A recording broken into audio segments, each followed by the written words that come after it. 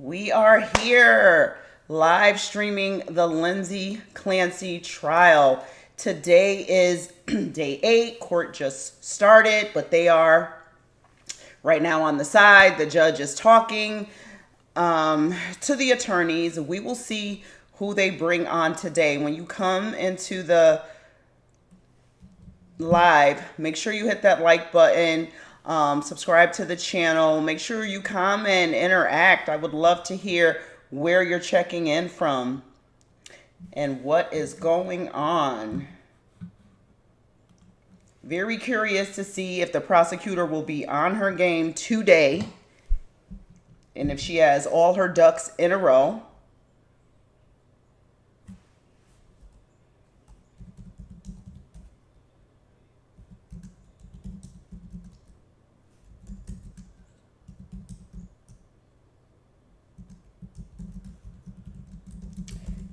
Make sure you nurses tell me where you're checking in from. What's your specialty? Where are you bringing in your expertise from today?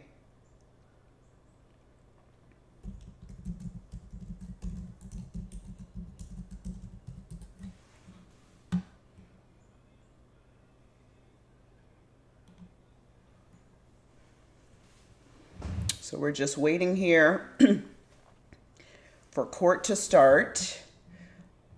If you see me go off, if you see the camera go off, the live will still run. I may just need to charge the camera battery so my audio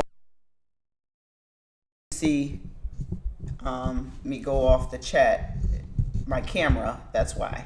But we'll be watching this all the way through together today. We'll see if today is going to be a long day. Yesterday was a short day.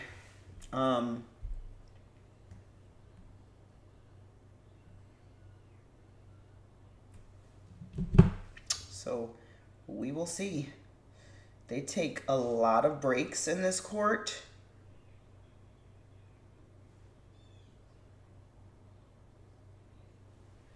They take a lot of breaks, a lot of sidebar in this courtroom.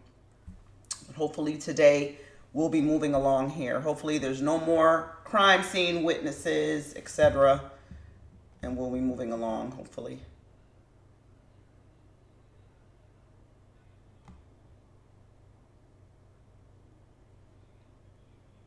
I don't understand why they don't meet before court starts and go into the judge's chambers before court starts, rather than starting the court and then calling the lawyers to the back and having all this, in my chambers on the side. It's a bit much with this trial.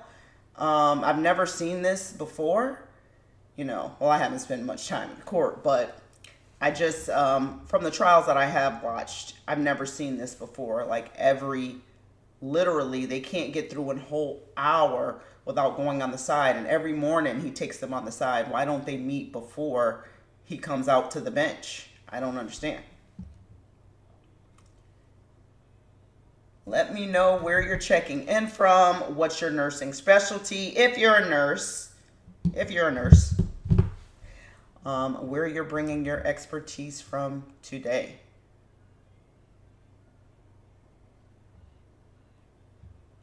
Yesterday on the stand, a lot of forensic toxicologists, we talked about this yesterday. That was a blow to the prosecution and to the defense.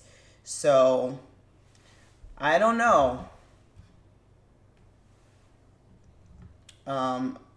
The prosecution shouldn't be having a witness on the stand that's going to hurt their case and what they're trying to claim. I don't understand why Mr. Bauer, the forensic toxicologist, was on there, because, and then the prosecutor was almost leading the witness. Like she was like, oh my God, he's not saying what I want him to say. Let me try to, remind him why I brought him here. So we are waiting. It's 9:20. Hopefully they come in soon, bring in the jury soon. Hope you guys are having a good day.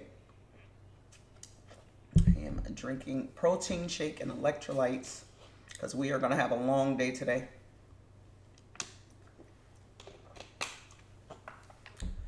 very long day. Make sure to like the live, please. Hit that like button for me.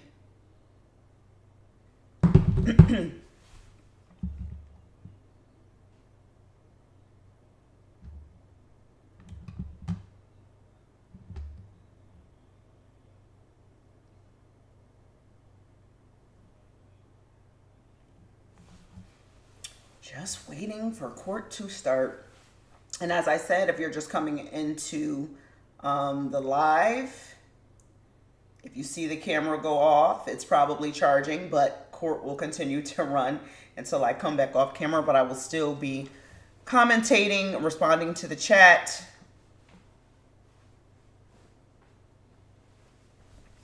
My mic and audio is always on.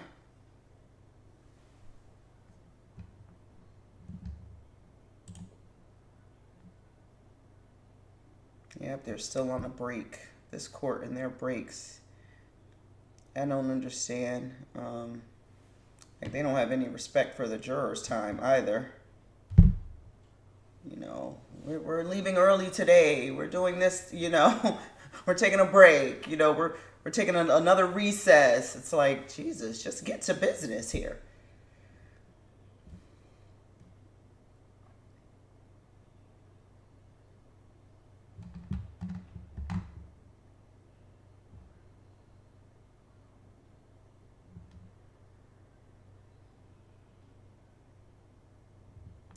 To the courtroom.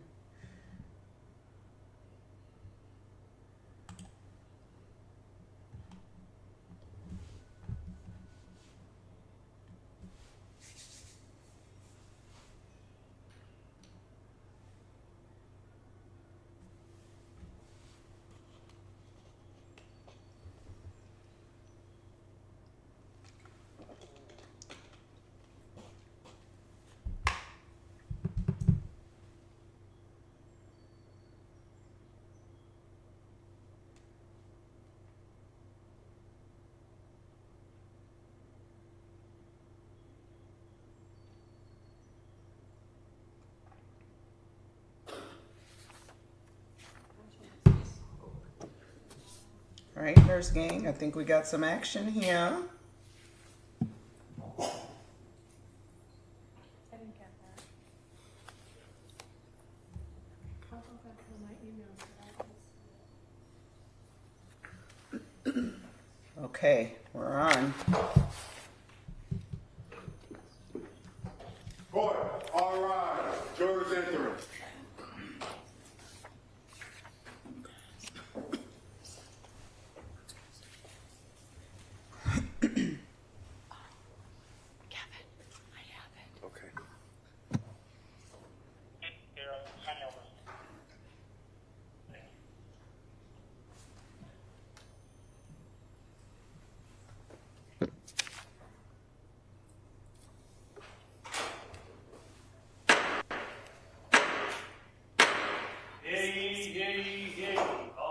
Having anything to do before the Honorable William Sullivan, Justice of the Superior Court, now sitting in Plymouth, within and for the Commonwealth. Draw near and give your attendance, and you shall be heard. God save the Commonwealth of Massachusetts. This court is now in session. Please be seated. Good morning, Your Honor. May I proceed? Yes, please. Your Honor, before the court today, we have the continuation of the jury trial in the matter of Commonwealth versus Lindsay Clancy. Ms. Clancy is present. She is represented by Attorney Kevin Reddington. The Commonwealth is represented by Assistant District Attorney Jennifer Sprague and Assistant District Attorney Shannon Buckingham. All right. Well, good morning, everybody. Nice to see everybody again. Thank you for being here. What I'm going to do is ask you those questions again, and then talk a little bit about today's schedule, and then we'll get right back into the Commonwealth's presentation of the evidence. And so the first question, as you probably know by now, is has any member of the jury read, seen, heard, or overheard anything from any source about any aspect of this case that would affect your ability to be fair and impartial as a juror? Last question is there any other serious matter or concern bearing on your service as a juror in this case that anybody needs to bring to my attention at this time? Again, thank you for following those instructions. Today's schedule is we have a number of witnesses, so we're going to start as soon as I'm done talking. and then we'll get right back into the Commonwealth's case. We'll take a break mid-morning, and then we'll continue till 1 o'clock, and then I anticipate that we'll go somewhat into the afternoon, but we'll just kind of have to see what the evidence is, if any other issues come up that I have to deal with that doesn't concern you. So with that, I'm going to turn this over at this point to the Commonwealth. Ready to call your next witness? Yes, Your Honor. The Commonwealth calls Dr. Kimberly Springer.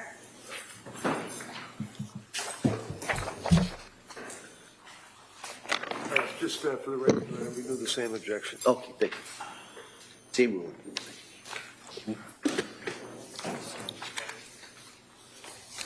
We have a doctor on the stand. Good morning, ma'am. Stop right here, raise your right hand for a second. Good morning. You solemnly say that the testimony in the evidence you shall give to the court and the jury will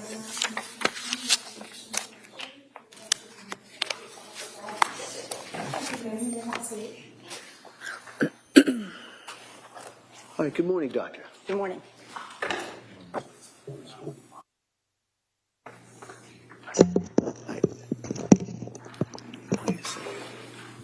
All right, Commonwealth, could I see Counsel just over here for a second? Just for Oh my God, this judge and his braids. Jesus Christ. Every second. Oh, could I just see you on the side? Could I see you on the side? Every second this judge needs to see them on the side. I've never seen anything like it. Like, how much sidebar do you need? Nurses, when you're entering the chat, please like the live. Let me know where you're checking in from. If you're a nurse, what's your specialty? Where are you bringing your expertise from? All right, here we go.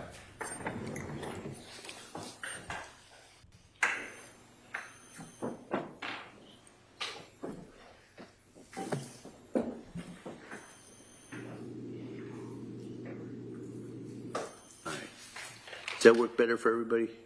Okay, all right. All right, Commonwealth? Thank you, Your Honor. Good morning. Can you please state and spell your name for the record? Yes, it's Kimberly Springer, Kimberley, Springer. Where do you work? At the Office of the Chief Medical Examiner in Boston, Massachusetts. And are you a medical examiner? I am. How long have you done that? 20 years. Can you describe for us your educational background? Yes, 4 years of college at Wellesley College in Wellesley, Massachusetts. 4 years of medical school at the Chicago Medical School in North Chicago, Illinois. 4 years of residency training in anatomic and clinical pathology, which is hospital-based pathology at the Brigham and Women's Hospital in Boston, Massachusetts. And 1 year of fellowship training in forensic pathology at the Office of the Chief Medical Examiner, which is where I now work. And throughout that 20 years at the medical examiner's office, have you conducted autopsies? I have. Approximately how many? Over 2,000. And have you testified in courts in the Commonwealth about these autopsies? I have. Can you explain to the jurors what is an autopsy? Yes. An autopsy is a tool by which we examine the whole body in an effort to determine cause of death. And it's comprised of two parts: an external examination, where we look for identifying characteristics such as height and weight, evidence of medical therapy, and evidence of trauma and disease. We may take evidence as appropriate, and then we turn to the internal examination, making surgical-like incisions and examining each of the internal organs, again looking for evidence of trauma and disease, and taking additional samples for other tests such as toxicology. Now, I want to direct your attention to January 29th, 2023. Did you perform an autopsy on Callan Patrick Clancy? I did. And when you performed this autopsy, did you follow the procedure you just described, where you did an external examination and then an internal examination? Yes. And can you tell us what your initial observations were of Callan when you started the external examination? Yes. So Callan had some therapeutic procedures in place, or therapeutic equipment in place, including a thermometer in the left nostril, a nasogastric tube in the right, an endotracheal tube down the throat, a Foley catheter draining urine, intravascular catheters in the right hand and right wrist, and an intravascular catheter in the left foot. There was some adhesive residue, possibly from other therapeutic procedures as well, on his chest. And there are additional needle marks that I saw on his body. In general, should I keep going? Or? Well, what were your general observations? In general, he was, we measured him at 26 inches long and 24 pounds. He had general edema, and those are the general. So when you were talking about therapeutic things, are those things that were done by a medical provider at a hospital or some such setting? Correct. Okay. And what do you mean when you say he had general edema? It means that he had his whole body had more fluid than one would expect in a person or an 8-month-old who had not been in the hospital. It's very common for someone coming from the hospital to have had been given fluids such that they have excess fluid and swelling. Did you make observations of any injuries or trauma to Callan? Yes. Okay. If we could have photo 9960. Hold on, let me just, members of the jury, I just want to give you, kind of revisit that instruction that I talked to you last week about. If you may remember, we talked about before they played that tape. All right? I just want to remind you that sometimes evidence is presented in a trial that creates emotional reactions. But as jurors who've taken an oath to follow the law, I'm instructing you, as I did last week, that you must separate any emotional reaction on your part from the informational value and the weight from the evidence.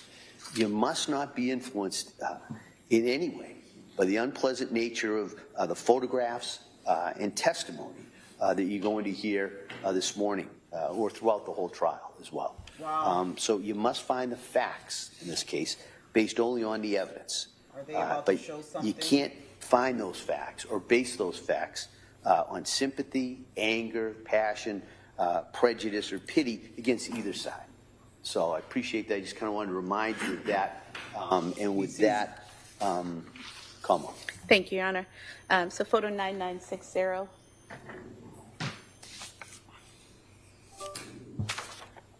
Is that on the screen, Doctor? Not yet. Uh-oh. Hopefully it's not anything traumatizing. Yes. We can do this here. Okay, thank you. If you could just describe for us what we're seeing here in this photo. So this is a photograph of Callan at the time of autopsy, and I'm showing a ruler underneath his neck. Where I'm very glad that they're not showing you can this. see abrasions. And you can also see some needle marks that I mentioned from therapeutic Kevin procedures Reddington can't even on look his at it. arm. I'm sorry, if you could He use can't the even tool look. pressing the top button there just to highlight the area you're talking about, the abrasions on the neck. Right here on his right side of his neck, and then in the middle of the neck, and on the left side of the neck. I'm glad they're not showing this baby's could, autopsy. Now have photograph 663.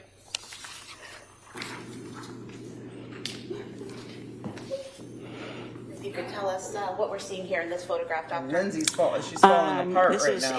another photograph showing a bit more closely, again, the abrasions of the neck. There's one on the front of the neck, the shorter one that's about half an inch long by 1/16 inch.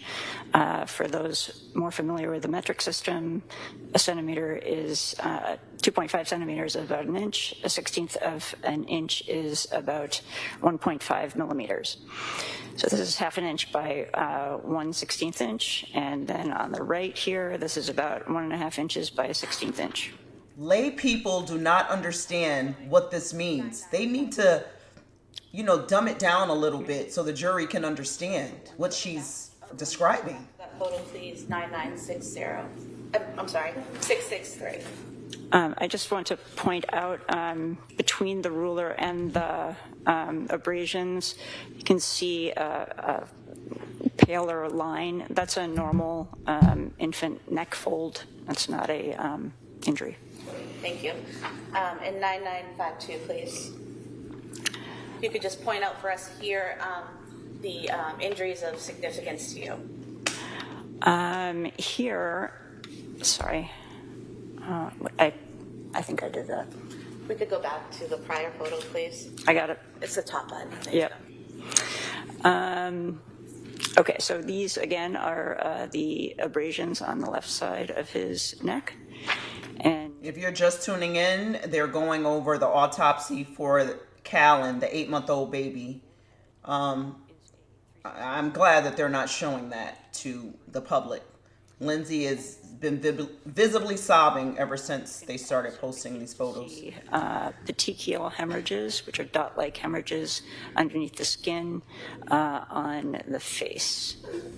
And what are petechial hemorrhages? Petechial hemorrhages occur when there is rupture of the small blood vessels underneath the skin surface, and they are from an overpressure of the small blood vessels such as capillaries or venules, and blood escapes out and makes a dot-like hemorrhage. We could have photo 9954. If you could explain for us what we're seeing in this photograph, please. In this photograph is Callan's right side, also showing the back of his neck. So that abrasion that could be seen in the first photo showing the front of his neck, that abrasion continues along about 3 inches in all toward the right posterior or back of the neck. And if we could have photo 9955, please.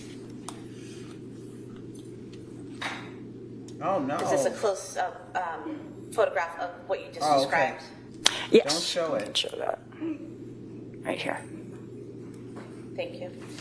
Could we have photo She's falling 636, apart please? here in court. And if you could describe for us what you see here in this photo, Doctor. First the abrasion is in poor focus, but it's in the picture on the left side of the photograph, and then the most in the photograph, one can see those petechial hemorrhages better along the cheek, on the eyelid, all of those. We could have photo 654, please. Can you describe what we're seeing in this photograph, Doctor? Yes, this is an abrasion near the hairline on the right side of the forehead, and that is up here. That is about 3/8 by 1/8 inch. And then photo 656, please. Can you describe what we're seeing in this photo here, Doctor? This is looking at the top of Callan's head, and on the top right part of his head toward the front near the forehead is a 1/8 by 1/16 inch abrasion. And then photo 657, please. You can describe what we're seeing here, Doctor? This is the abrasion on the left side of his forehead with a ruler this time. In addition, the petechiae are also in pretty good focus on this. And then photograph 9916. If you can describe for us what we're seeing She's in this falling photograph, apart. please. So these are some of the, I forgot to mention at the very beginning, there's a intravascular catheter in the right groin. This is Callan before we took off his medical therapy, and it shows some of the needle marks that he had. So on this is his right lower extremity. Medical examiner, This tough is job. a Somebody look has to of do it, an though. intraosseous catheter attempt with a central puncture mark and a round abrasion around it. And then here's the right groin line and the left foot line. And if we could have photograph 9917. Are we seeing the same thing here on the left leg, those same IO? Make sure to like the live. Exactly, yes. Drop a comment in the chat.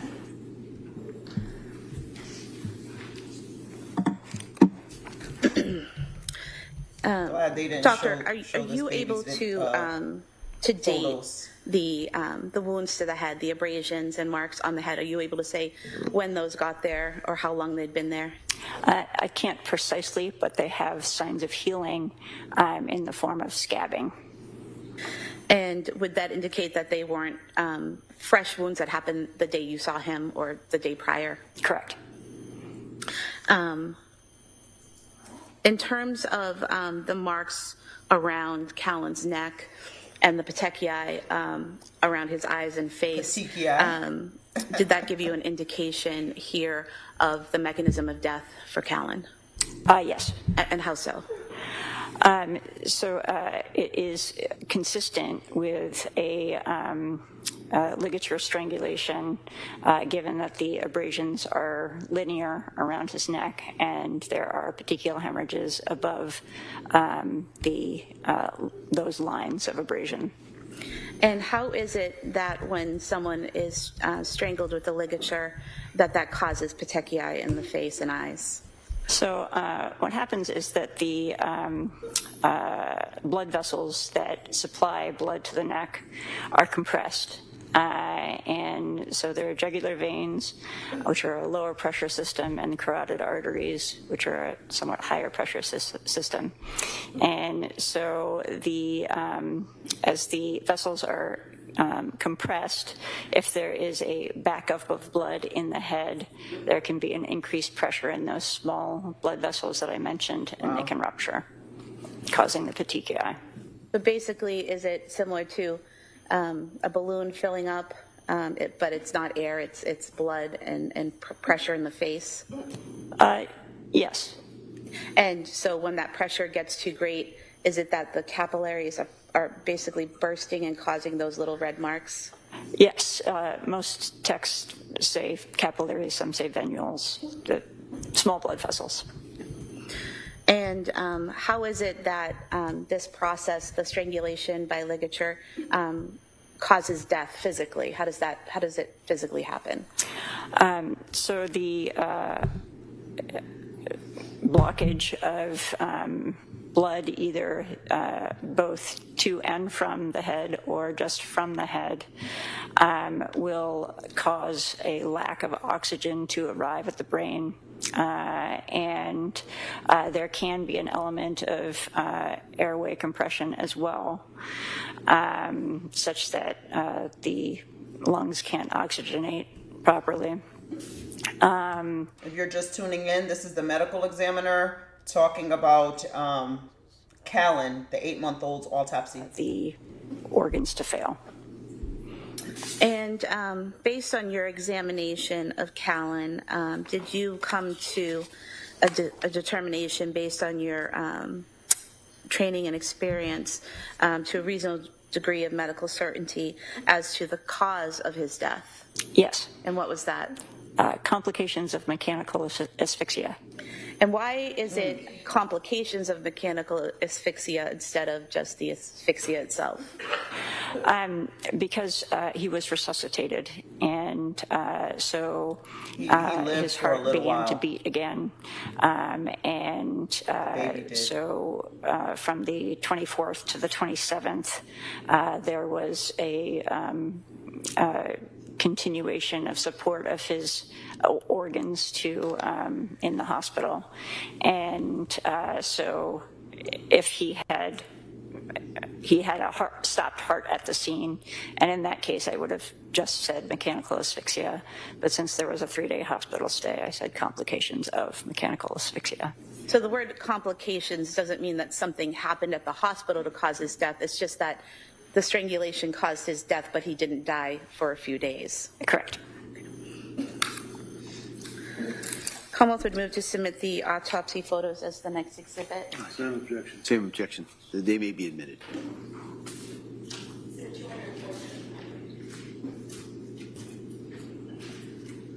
Commonwealth would move to submit the death certificate of Callan Clancy as the next exhibit. No objection. That may be admitted.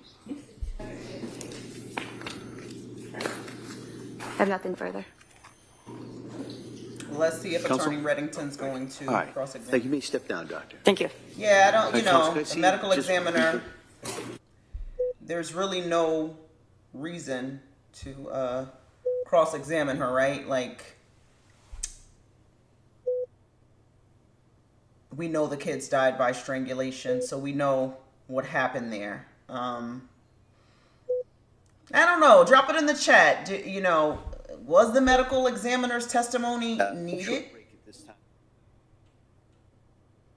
Short break. Okay. Court, all rise. Jurors, please close the door, folks. Place them on chairs.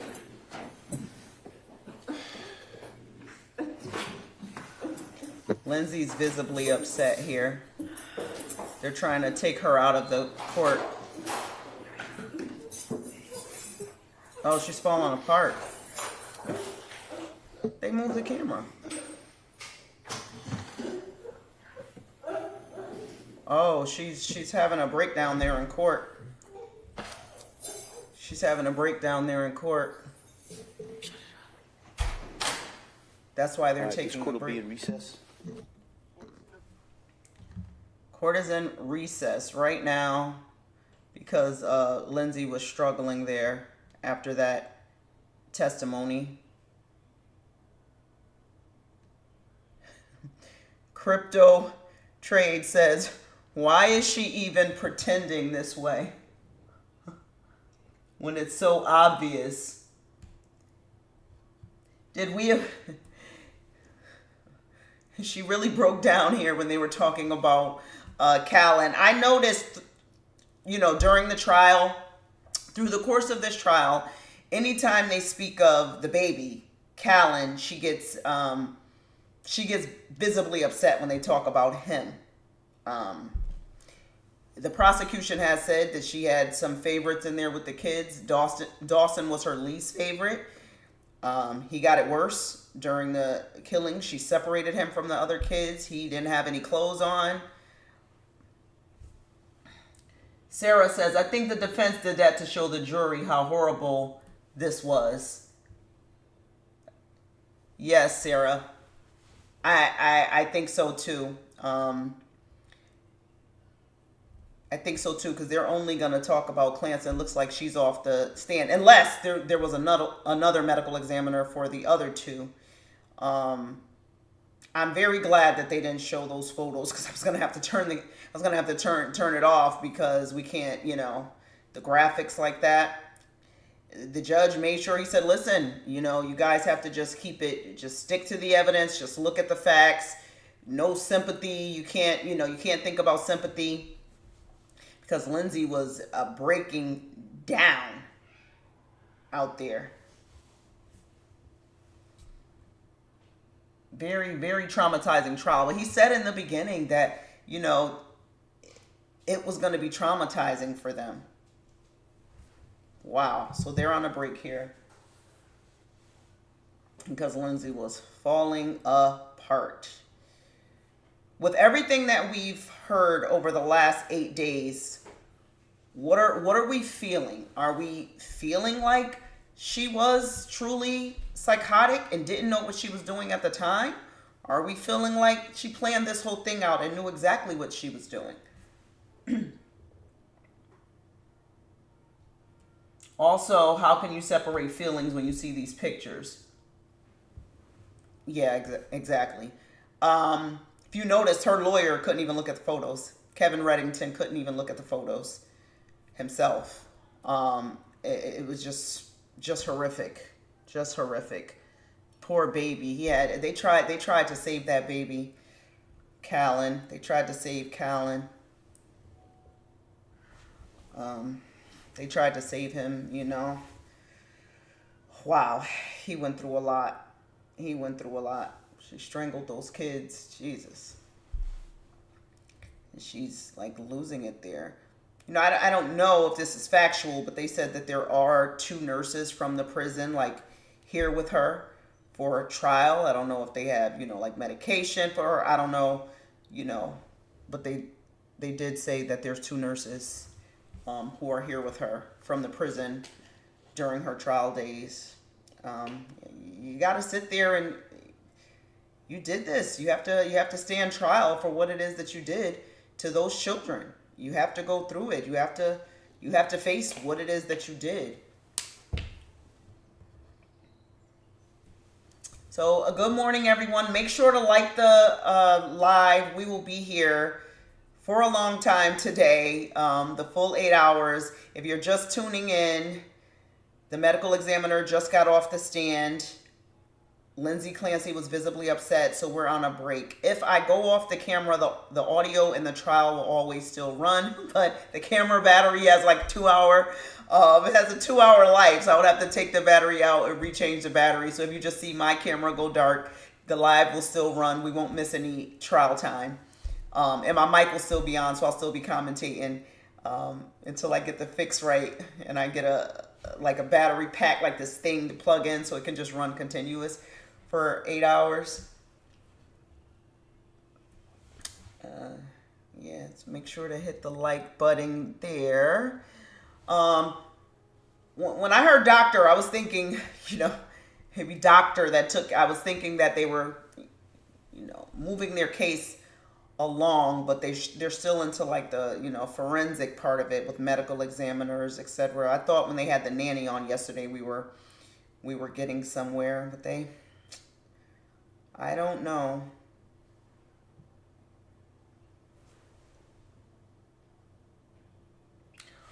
What's your honest opinion? Good morning, Rise MKG. My honest opinion is I believe that Lindsay Clancy manipulated and planned this out from start to finish. I don't think she was psychotic at all. I don't think she was psychotic at all. That's my opinion here. You know, she has a array of supporters who like feel sorry for her and are supporting her. I mean, she strangled 3 children with exercise bands. She was very calculated in everything that she did except for unaliving herself. Lindsay Clancy was a nurse. You know, she was a nurse. There's no way she just couldn't figure out how to unalive herself, you know, but she one by one strangled those 3 kids. There's no sympathy here for Lindsay Clancy on my side, and I believe that she knew exactly what she was doing. I think she was tired of being a mom. She liked how her life was before those kids were a part of it. What will change if she is psychotic? If they determine that, right, you know, the thing with the brain and mental illness, right, outside of assessments, right, so there's no test. It'll only be on what she said and what behavior is presented. So we will never really know the truth, just what the evidence points to, right? If she's deemed to not be psychotic, you know, if they say, you know, she's guilty, but not by reason of insanity, she stays in prison. If she's found to be, you know, not guilty by reason of insanity, she doesn't, you know, get out and this is over. She just is in a mental hospital for the rest of her life.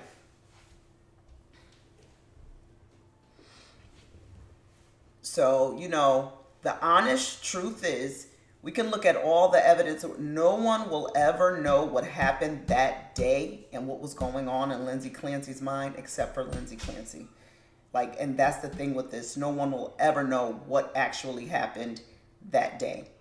With all the, you know, with all the evidence and experts, only she knows what happened. Oh, yeah, she definitely did it, you know. Without a shadow of a doubt, she did this. She's not disputing that. She's just saying I wasn't in my right mind when I did it. So I can't be held legally responsible because, you know, the court system failed me. The mental health experts, I tried to get help and I was failed. I think she planned it out, every second of it, to the T.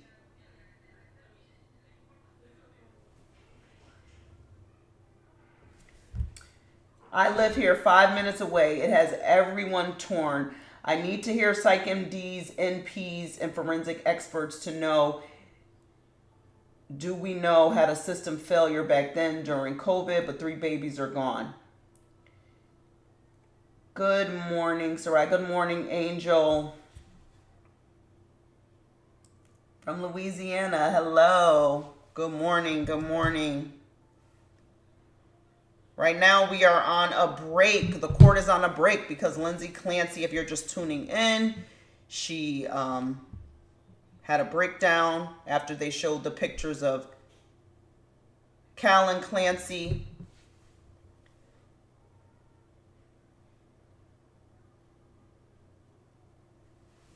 Civil lawsuit says she ingested a significant amount of medications. We now know that wasn't true. Exactly. We know that that wasn't true. Lindsay Clancy was a nurse.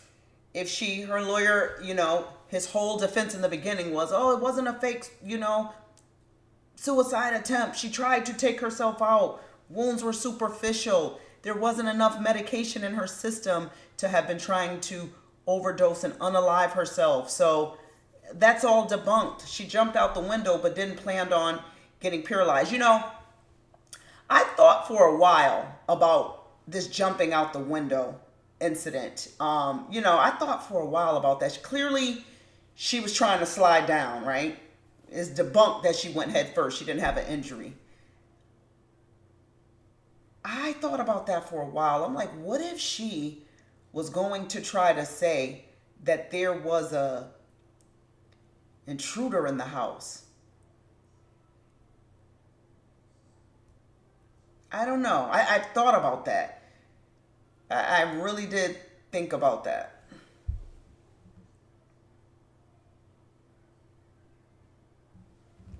She wasn't in her right mind, but uttered to her kids, go to God, baby.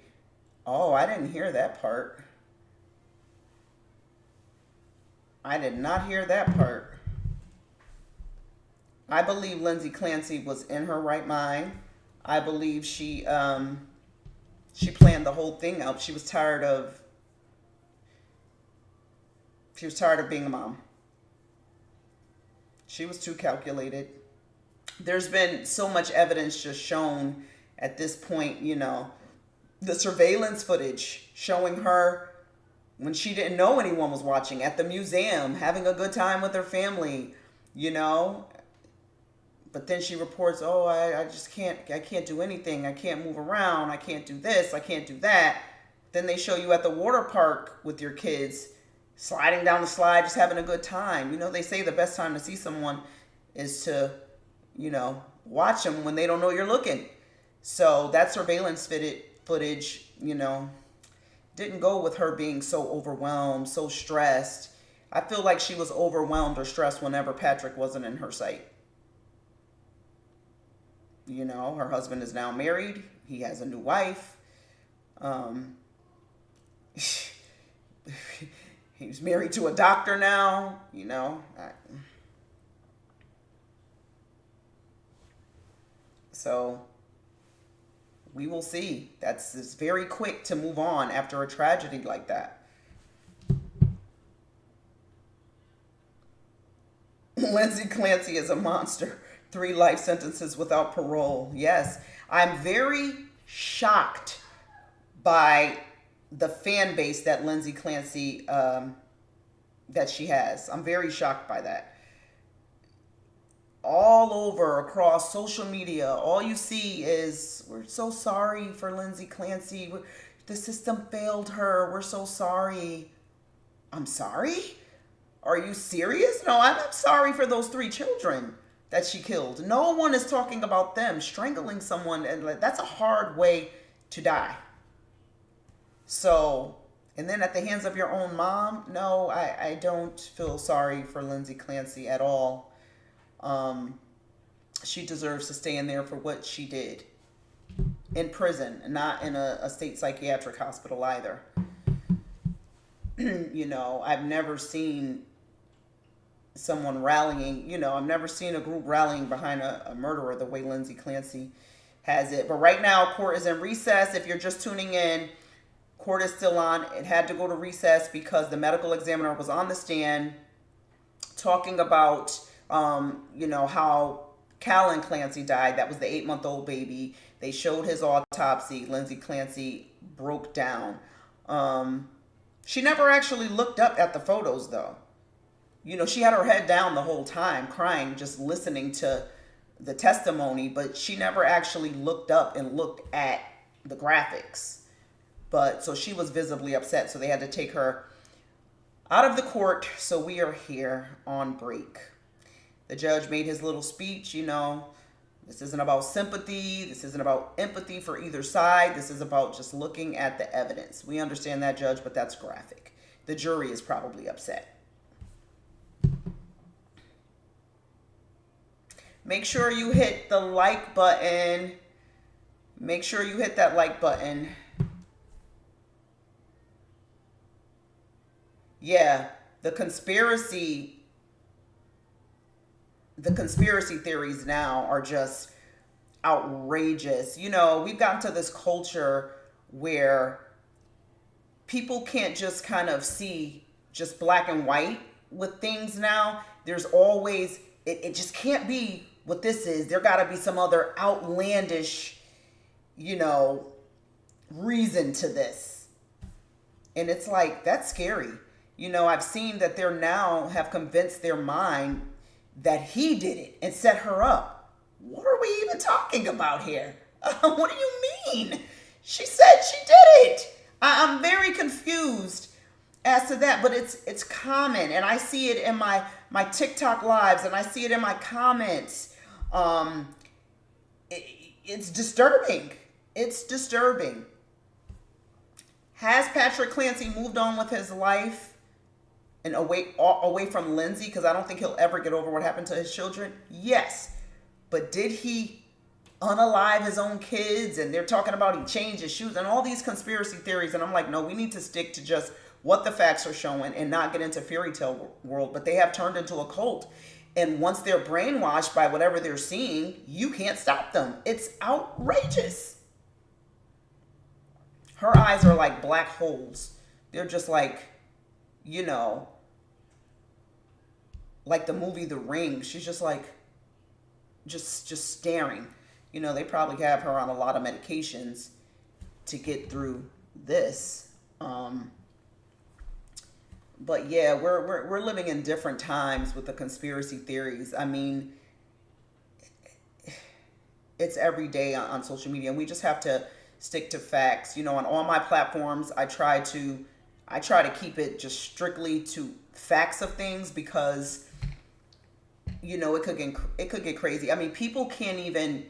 You would hear on social media, like say you hear someone died of suicide, right? They unalived themselves. They were super depressed.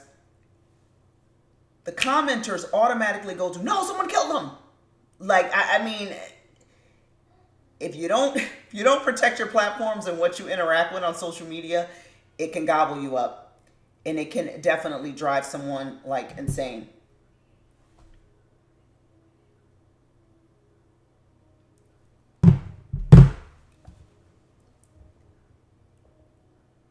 Good morning, Jacque Sanchez. Good morning from New Mexico. Day 8, let's go. I've been tuning into your live stream for the past 3 days. I'm very curious to see what the witnesses are going to bring, who's going to be brought in today. Me too. We are on break right now because Lindsay Clancy was visibly upset in court. The medical examiner was on. She showed pictures of Callan Clancy. Lindsay got visibly upset. They had to take a recess. I don't know. Hopefully she can come back out, but she has to get through this trial. If you're just tuning in, please hit the like button on the live, on the stream, so YouTube can push the stream out to more people. If my camera goes off, just know the audio will always stay on. The trial will be running. I'll be here commentating, but if the camera goes off, I just have to charge the battery. You know, because it goes on for, the stream is long, sometimes the battery has died. I'm new to this whole streaming thing, so I didn't know that you need more than one battery and that it only lasts like 2 hours. So we're getting it together. Slowly but surely, I'm getting it together for you guys.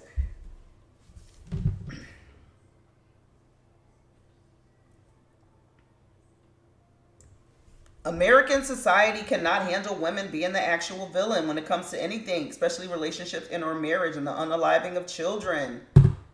Wow. That's James Sharp. Yeah, I'm not really, I don't know why people are rallying behind Lindsay. And this is not just new. From day one, literally 2 days after she unalived her kids, she had a GoFundMe she raised, I think, more than $1 million.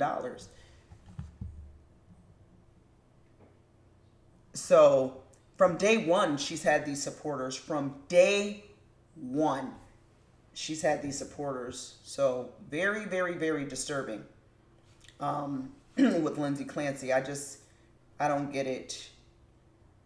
The Andrea Yates case, you know, they're comparing the two. I probably was a lot younger when that happened, but I don't know. I think I was a lot younger for that. But did she have the same type of, like, support, like, following? Well, probably not, because social media probably really wasn't a thing. Like, social media creates these waves of certain things, and everyone just, like, kind of jumps on and just goes with it. I tell people all the time, you know, what is on your feed is what's going to be in your mind, what's going to be in your thoughts. You have to train your algorithm to the things that you like to see and that, you know, you want in your mind and your spirit, because whatever you're engaging with, you will see. And if it's a bunch of conspiracy theories and, you know, before you know it, you got paranoia and you need to see a psychiatrist. Let your algorithm, when people say, oh, social media is because it's what you engage with. On all my platforms, I keep it very respectful. I keep it, you know, and the people that follow me outside of once in a blue, you know, you get people, but for the most part, I've been a new content news creator for nurses for 5 years now. And I have one of the biggest and one of the most normal platforms for this on social media, because all the nurses are level-headed and we have good conversations and we keep it like factual and we keep it respectful with each other. And those are the type of pages, if you want to keep your sanity, you have to engage with. If you start going down these conspiracy theory pages and clickbait pages, before you know it, you're all upset and angry. And look, that's what happened, you know, while we're here, we're just having chat because Lindsay Clancy is on a break. But this is what happened with nurses getting riled up about ICE and about immigration and, you know, watching the rage bait pages. And then they started going out, you know, standing off with the officers, and Alex Preddy lost his life behind it. You have to watch what you're engaging with on social media. Like, you really do, because, you know, and because this Lindsay Clancy case is a big case and my platforms are open to the public, I've had to delete, block a lot more on TikTok because her following is coming. Her husband did it. She's innocent. I'm like, what are we talking? How did the plot go to her husband set her up? He threw her out the window. And I'm like, oh, wow. This is crazy. It's really outrageous. We've been on break here for a while.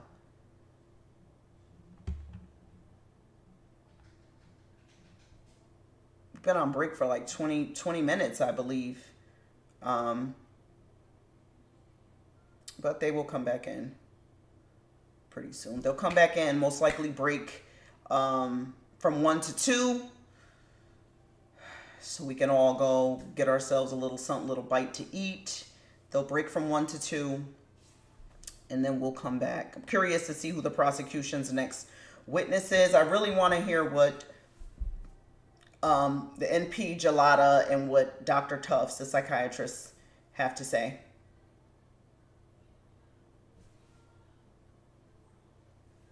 Because right now it's all just speculation. We don't even know what she truly was diagnosed with. We don't even know what she was reporting to the providers. Until they get on the stand, right now it's just all speculation. What I will say is I strongly believe that her attorney is leaning towards this was a misdiagnosis altogether. It wasn't postpartum depression. It was bipolar schizoaffective, so bipolar with psychotic features, because he keeps talking about bipolar. He keeps talking about mania. So I strongly believe that's what he's going to say, that, she was misdiagnosed altogether. Yeah, I think that's where he's going. He's brought up bipolar at least 7 times in this trial. If you listen to him, he talks about hypomania a lot. He talks about excessive exercise, and he talks about her, having all this energy to clean out her whole garage. She was on Lamictal. He's asked several times, what is Lamictal? And they say, oh, it treats mood disorders and seizures, but we give that to patients with bipolar because bipolar is a mood disorder, right? And she was on Seroquel, which treats, psychosis, and it could be used for sleep. So bipolar with psychotic features, schizoaffective, she was on the 2 meds that you could be treating somebody for with that. They were mismanaged, is what he's trying to say.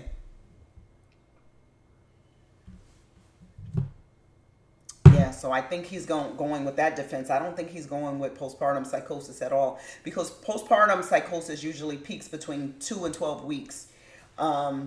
She killed her baby. Her baby was about 8 months when she killed him. So it was 8 months. She was 8 months postpartum. So I think he's going to go with bipolar. Say she was misdiagnosed altogether and put that doubt in the jury's mind. If she gets found not guilty by reason of insanity, it's going to ruin those providers' careers. They'll be finished. The NP and the psychiatrist. Okay, you guys, we're back. We're back. I'll stop talking now. Let's get into it. This court session may be seated. Your Honor, for the purpose of the record, we return back to the matter of Commonwealth versus Lindsay Clancy. All parties are present, including the defendant, excluding the jury. All right. Counsel, we ready for the jury? Yes, Your Honor. All right. Officer Bilal, bring in the jury.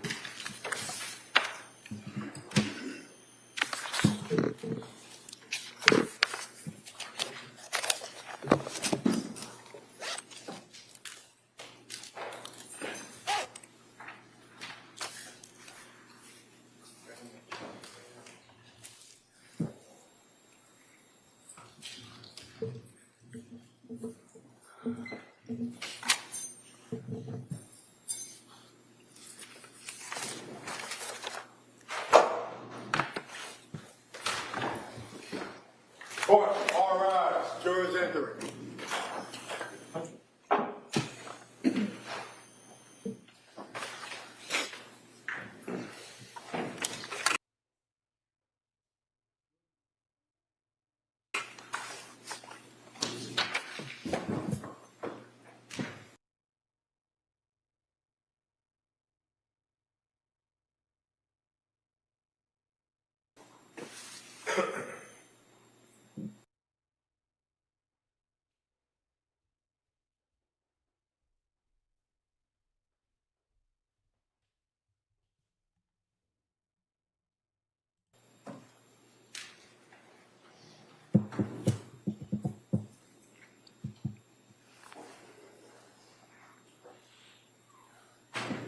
This court's now in session. Please be seated.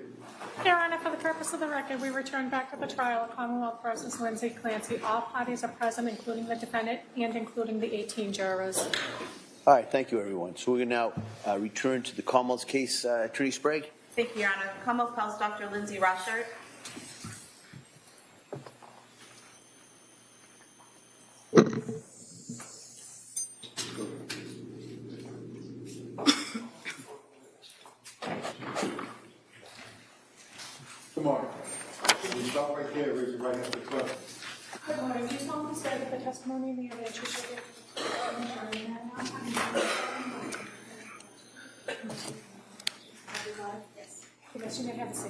Just watch your step, please. Good morning, Doctor. Good morning. Attorney Sprague? Thank you. Good morning. Can you please state and spell your name for the record? Lindsay Rosshirt, Lindsay Rosshirt. And what do you do for a living? I'm a pediatrician. Where do you work? I work at Quincy Pediatrics. Back in 2023, where did you work? South Shore Medical Center. And how long had you worked there at that point? In 2023, I think I had been there for about 7 years. And could you just briefly describe for us your educational and training background that enables you to be a pediatrician? Yes, I completed medical school at UConn and then did my pediatrics residency at Mass General. And when you were working at the South Shore practice in 2023, were you assigned as a pediatrician for the Clancy family? Yes. And how long had you been their pediatrician? I'm sorry, how long had I, can you repeat that question? How long had you been the family pediatrician for the Clancys? I believe I started seeing them around 2019. And in the practice that you were in at that time, was it just yourself or were there other doctors and nurse practitioners and staff that would treat and see patients? It was a somewhat large group. And so would you always be the one treating the Clancy children, or would some of your associates sometimes see the children? I did all the checkups, but if there was a sickness and I wasn't there that day, they would be seen by another provider. And by checkup, are you referring to a physical or well visit? Yes. And then if, for example, one of the children were ill and the family called to make an appointment, they would see who's available? Yes, they would always check my schedule first, but often have to see someone else. And would you have access to their records as their lead pediatrician to review if they came in for a sick visit or something like that to keep yourself updated? Yeah, often at the time of the checkup is when we will go back and see what visits they've had since the last time we saw them. This time would move to submit the pediatric records from South Shore Medical Center for Cora, Dawson, and Clancy. Any objections? By agreement. They may be admitted. Thank you.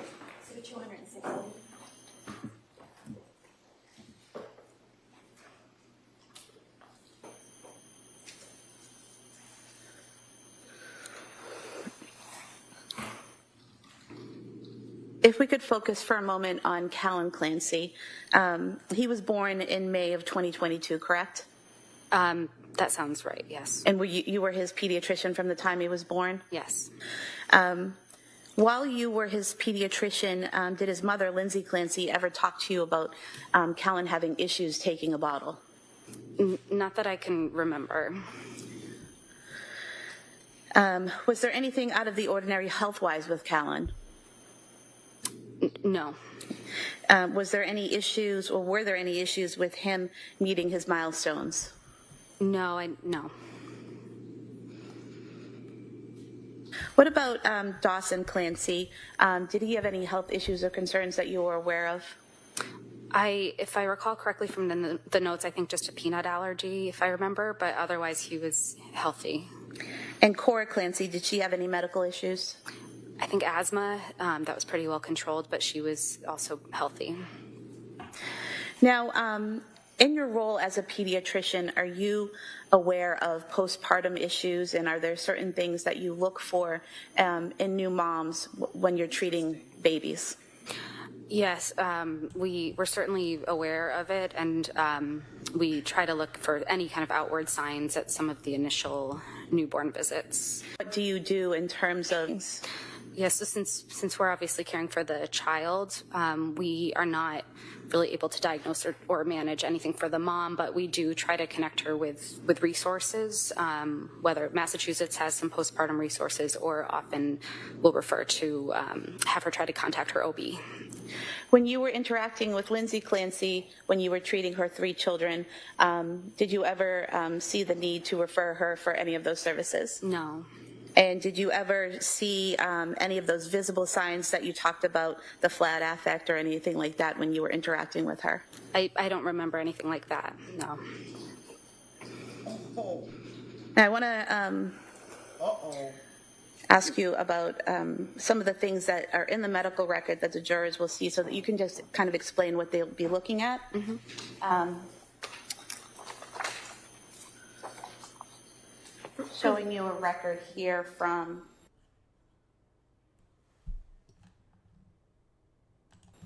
January 18th, 2023.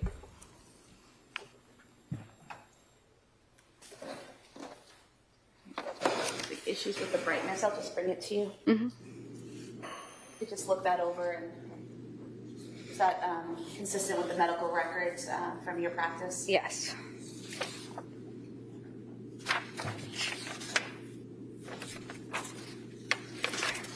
Thank you.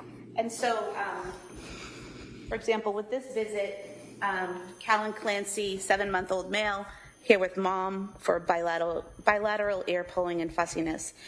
So is that typical in the medical records where you'll document the patient being seen, the age, who they're there with, and what the issue is? Yes. Okay. And how do you get a history? Say when a kid comes in and they're sick, how do you get the history of their symptoms and what's going on with them? So we usually do a brief review in the chart just to know what their anything on their so-called problem list for medical conditions, and then in the room we ask the parent the story. In pediatrics, usually we have to rely on a guardian. Especially when it's like a 7-month-old who can't speak for themselves. So it would be whichever parent or person is there giving you their concerns and the symptoms and communicating with what's going on. You stated earlier, prior to seeing her for the physical, did you look over her chart to see if she had been in recently with any illnesses or anything like that? Yes, I would have done that.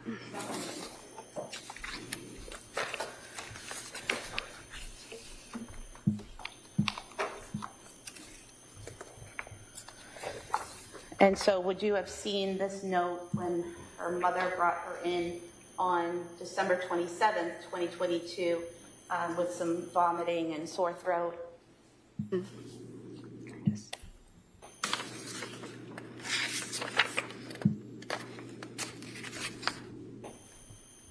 Yes.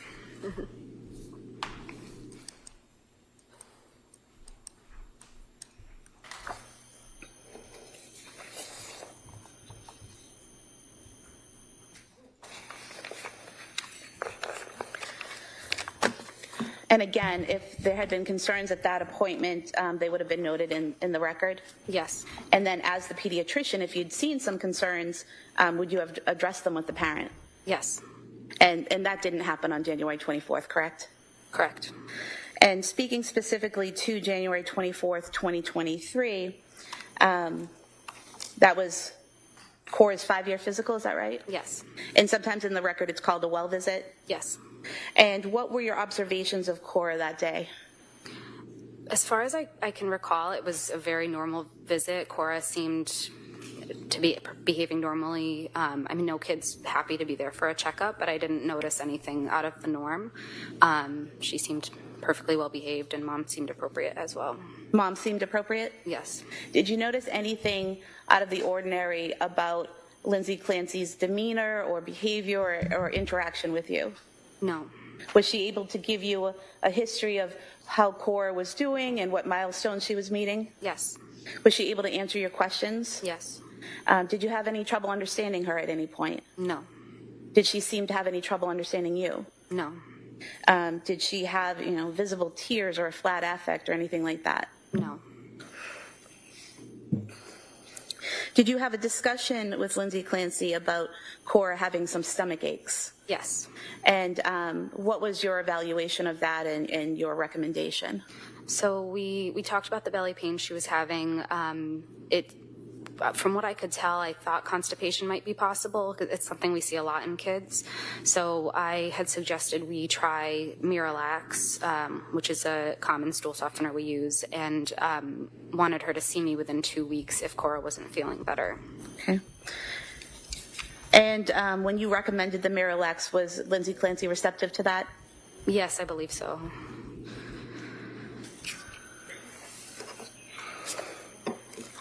I have no further questions. Thank you. Attorney Reddington. He's going to cross-examine. Morning. Good morning.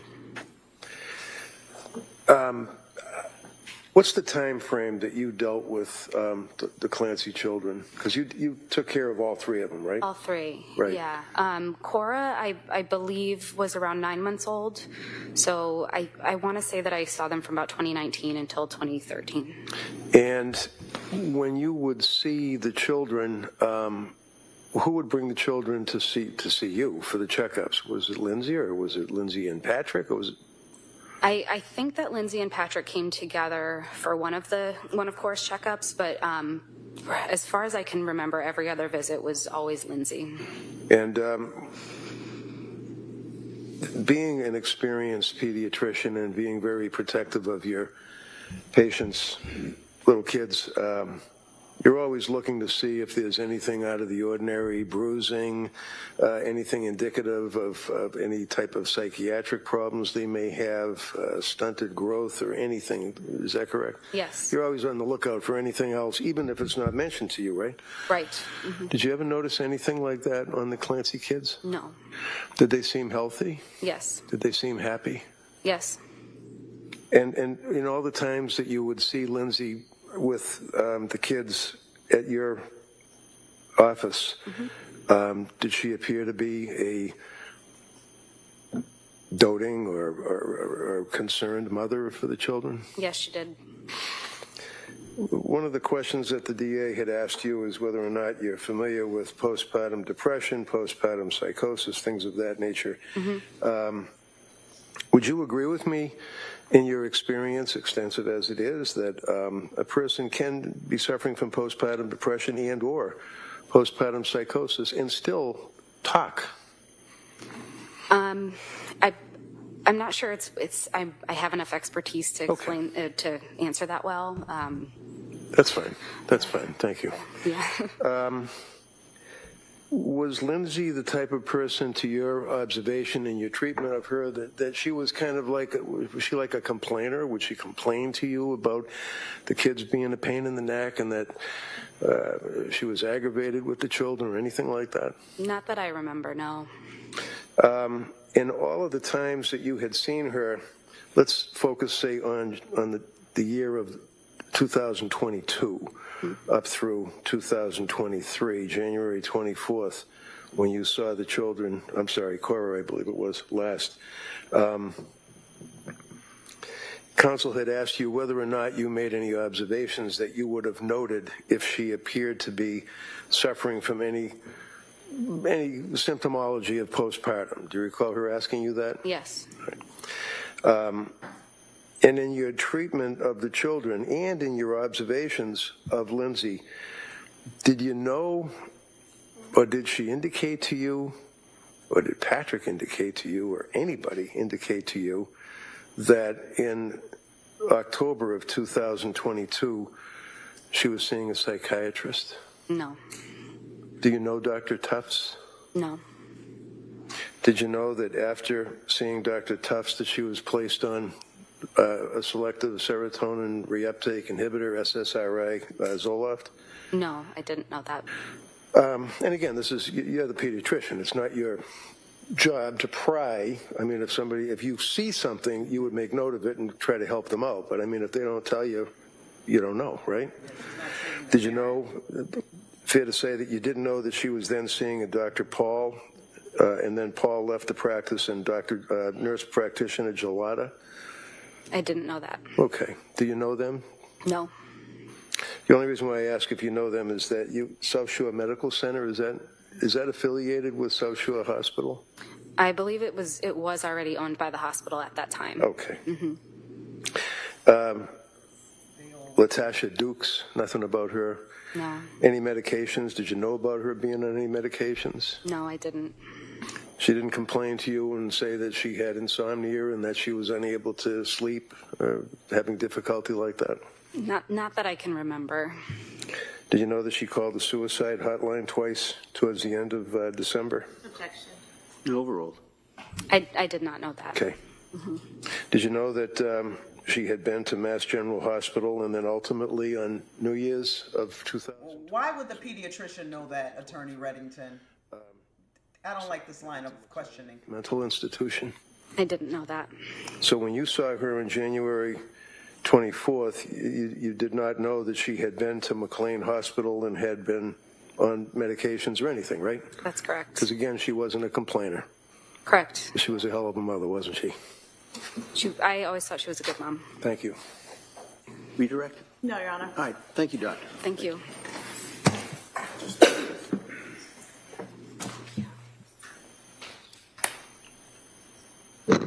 So basically, he had really nothing. He just wanted to say, you know, despite her going through all these things, you didn't notice that she was, you know, upset and wasn't a complainer. You see how he connected those dots?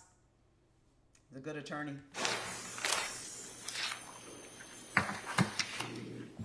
He's a good attorney.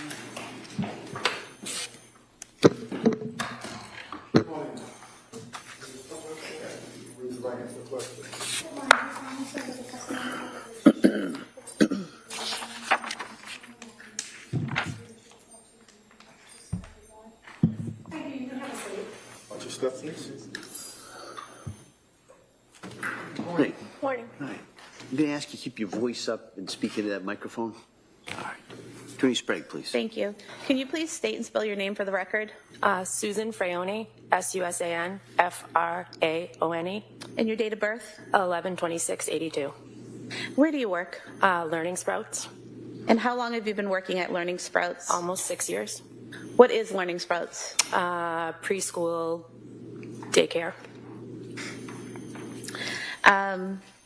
What age range of kids attend Learning Sprouts? 15 months to about 5 years. And what age range do you teach? The about 3-year-olds to 4-year-olds. And back in January of 2023, what age range were you focused on teaching? 3-year-old, 4-year-olds.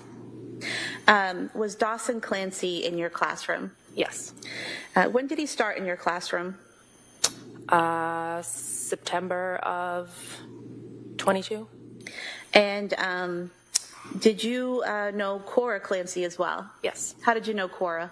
Most of the teachers help out in all the classrooms, so we get to know all the children. And did you teach Dawson from September of 2022 until you went on maternity leave later on in 2022? Yes. Do you remember what month that was in that you went on leave? November. Prior to going on leave, so from September to November of 2022, were there any issues with Dawson? He started having harder drop-offs around mid-October, I would say. Is that typical for that age, or is that something unusual? Sometimes, yes. It was a little not typical for Dawson.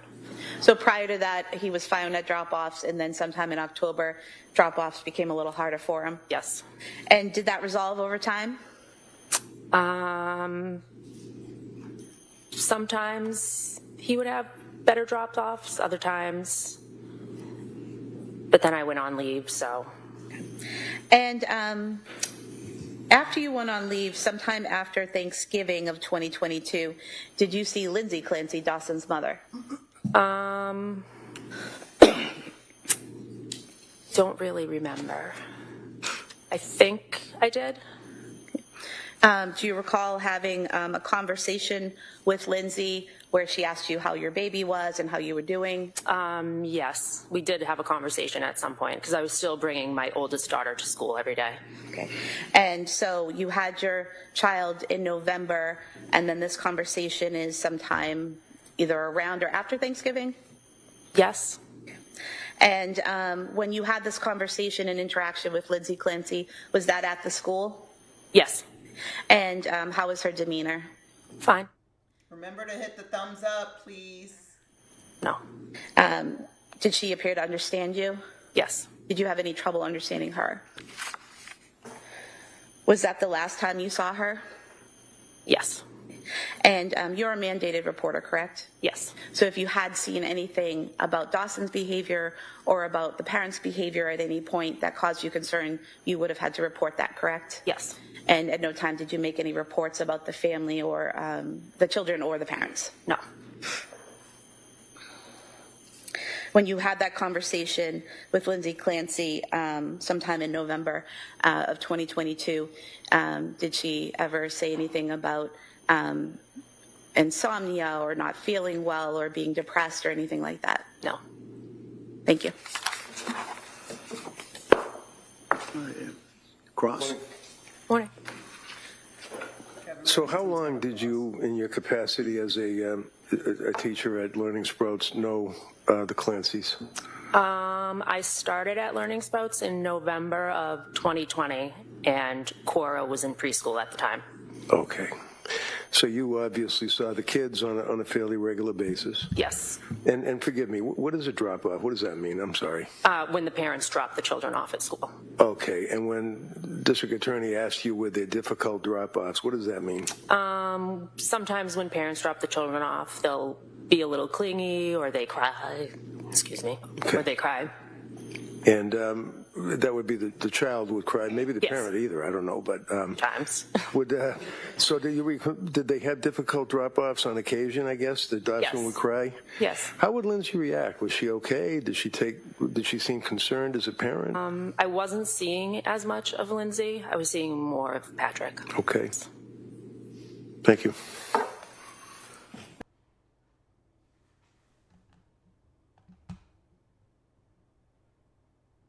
Nothing further. All right, thank you, ma'am. Please sit down. Thank you. Watch your step, please. So basically, everybody is testifying. No one noticed Lindsay being. Commonwealth would call Press. Susan Bertolo as its next witness, please. Not one person so far has said that she appeared to be depressed at all, except for her husband, Patrick. Make sure to hit the thumbs up, leave a comment in the chat. Let me know where you're checking in from. Welcome, welcome. Let's see this. Morning, ma'am. Stop right there and raise your right hand to the clerk, please. Good morning.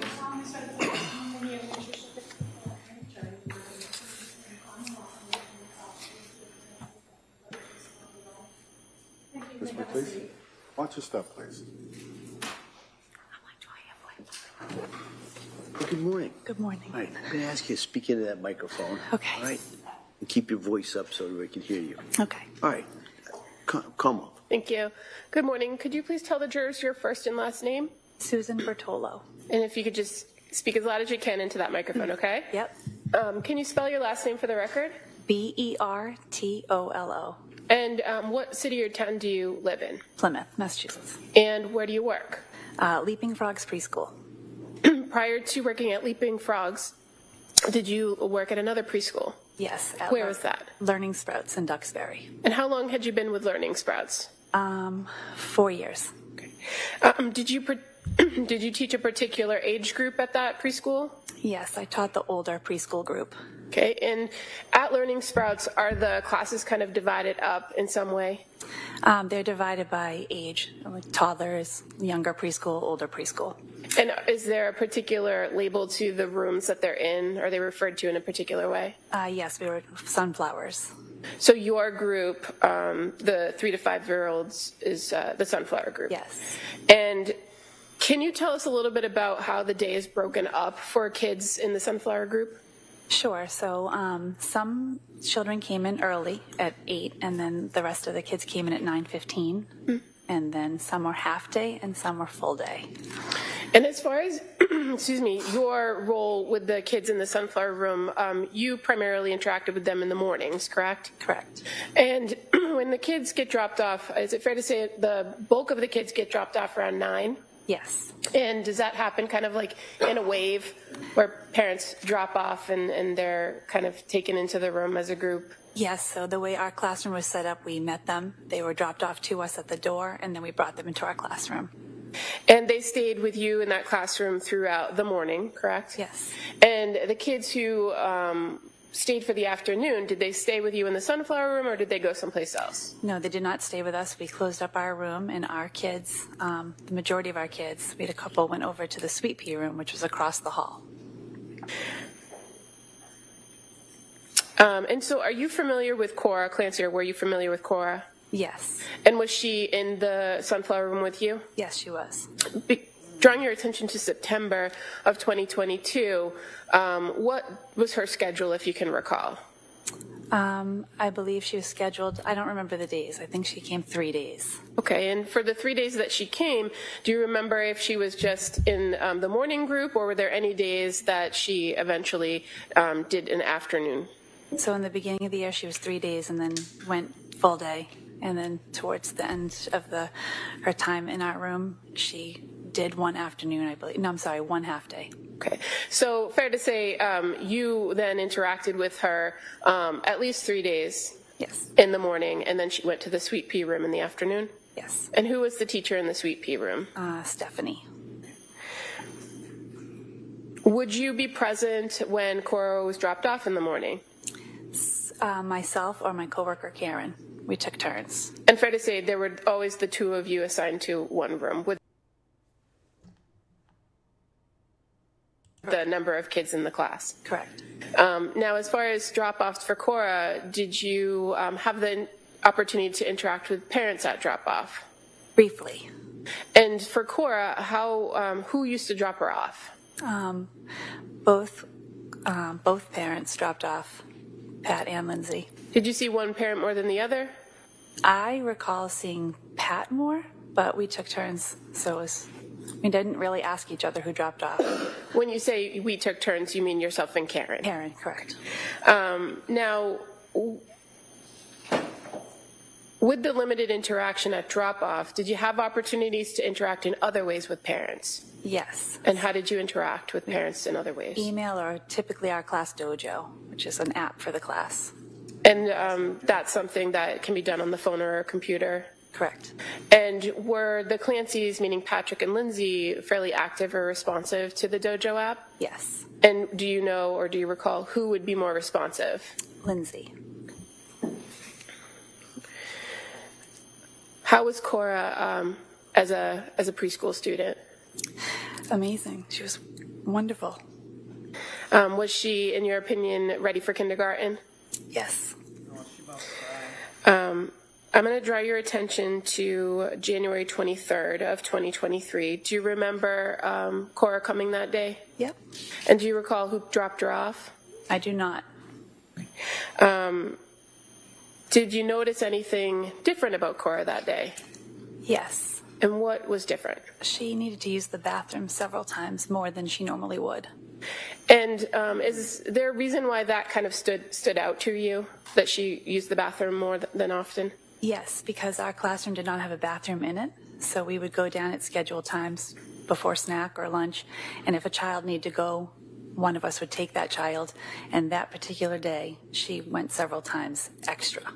And so between you and Karen, you were kind of taking her more often to the bathroom. Was she complaining of any belly pain or any other issues? She didn't complain. But the fact that she asked to use the bathroom was of note to you? Yes. And when Cora transitioned that afternoon to go to the sweet pea room with Stephanie, did you pass along those observations to the afternoon teacher? Yes, I did, because that was very interesting here with this line of questioning. something that you would want a parent to know. It was unusual. And during that morning group, you didn't feel it was necessary to reach out to either Patrick or Lindsay to report that, did you? No. Okay. But you reported it to Stephanie to pass along for the afternoon? Correct. And on that particular afternoon, were you at Learning Sprouts during pickup time? Yes, I was. And that wasn't always the case, was it? Not every day, but I often would help out in the toddler room if they needed me to stay, and that is what I had done that afternoon. So on that particular afternoon at pickup time, did you have the occasion to see Lindsay Clancy? Yes, I did. And did you have an opportunity to speak with her? Yep, we spoke quickly, and I just was letting her know, and she did already know, but we just spoke quickly that she had gone a few times. So you were letting her know about Cora going to the bathroom? Correct. And how did she respond when you told her that? She said, I don't remember exactly the words, but with her. No. And you are a mandated reporter at the preschool? correct. So if a child were to come in with any concerning marks or bruises, or was saying something about things that were happening in the household, you would be required to report those to the Department of Children and Families? Yes. Any concerns or reports regarding the Clancy family at all during the time that you were Cora's teacher? Never. And do you recall if Cora ever mentioned to you during class, during the time that you were teaching in the morning classes, a time when her mom was in the hospital? Yes. And what do you recall about that? Just that she missed her mom, and she was vocal about that. Do you remember about when that was, that she said something about her mom being in the hospital? It was I can't remember if it was in December or January. I just remember that it was said. But fair to say it was closer in time to the last time you saw her as opposed to the beginning of the school year? Yes.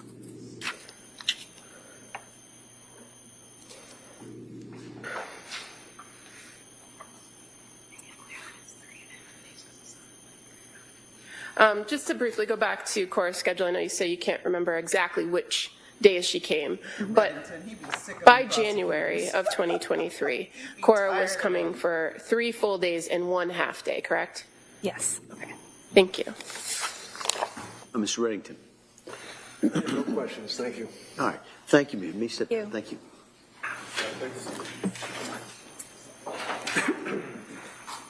Attorney Reddington be so fed up The with Commonwealth their would line tell of Stephanie questioning Williams and how is they his drag expert. things out.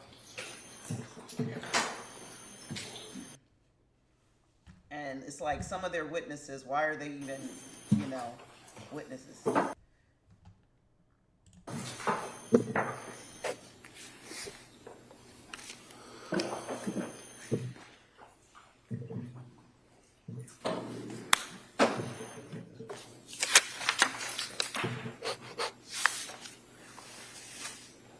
Let's see who this witness is. Come on. I'd like you to raise your right hand for the clerk, please. Good morning. Do you solemnly swear that the testimony of the evidence you shall give to the court, shall be the truth, the whole truth, and nothing but the truth? I'll be God. Thank you, ma'am. You may have a seat. Watch your step, please. Hey, good morning. Morning. I'm going to ask you to speak into that microphone. Keep your Okay. voice up. Pull that down a little bit for you. That's it. All right. Counsel. Thank you. Good morning. Good morning. Could you please tell the jurors your first and last name? Stephanie Williams? And Williams, that's just common spelling. Yes. What city or town do you live in? I live in Sagamore Beach. And what do you do for work? I'm a pre-K teacher And where do you work? at Learning Sprouts Children's Center And where is that located? in Duxbury. And how long have you worked for Learning Sprouts?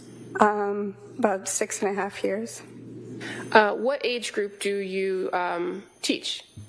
I generally teach the pre-K children, the 4-year-olds that are going to be turning 5 and going to kindergarten. And at the Learning Sprouts preschool, fair to say that the different rooms are given a name? Yes. And what room did you work in, or do you work in? Currently, right now, I work in the Sweet Pea classroom. When I first started there, I worked in the orange classroom. And If you're just joining, so far we've had medical examiner and preschool teachers today, and the pediatrician.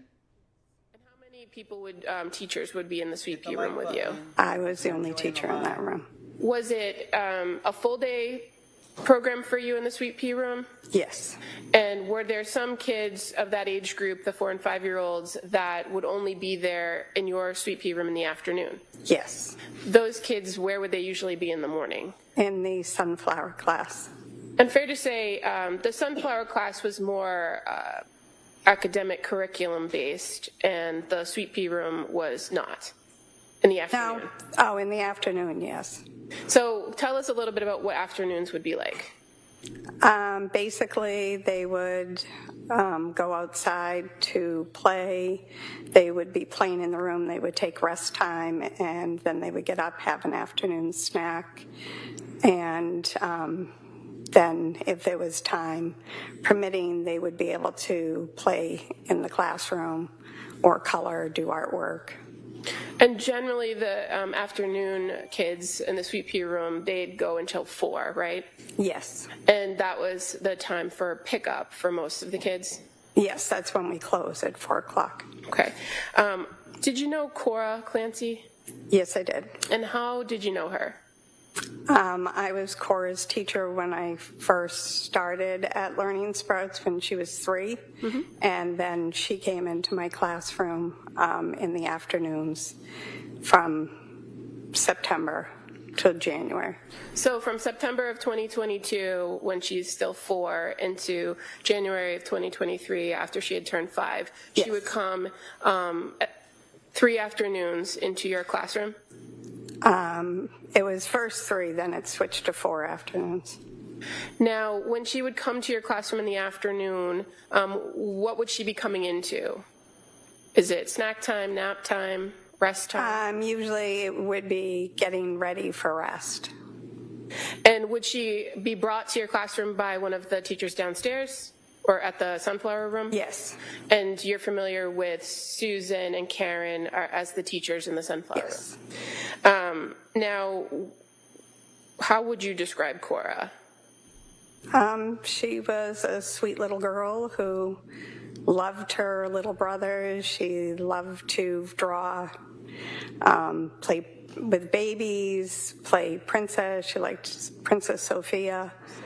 How did you know she liked Princess Sophia? Because she would pretend to be Princess Sophia, and she always talked about it, and I had actually bought a Princess Sophia puzzle for her.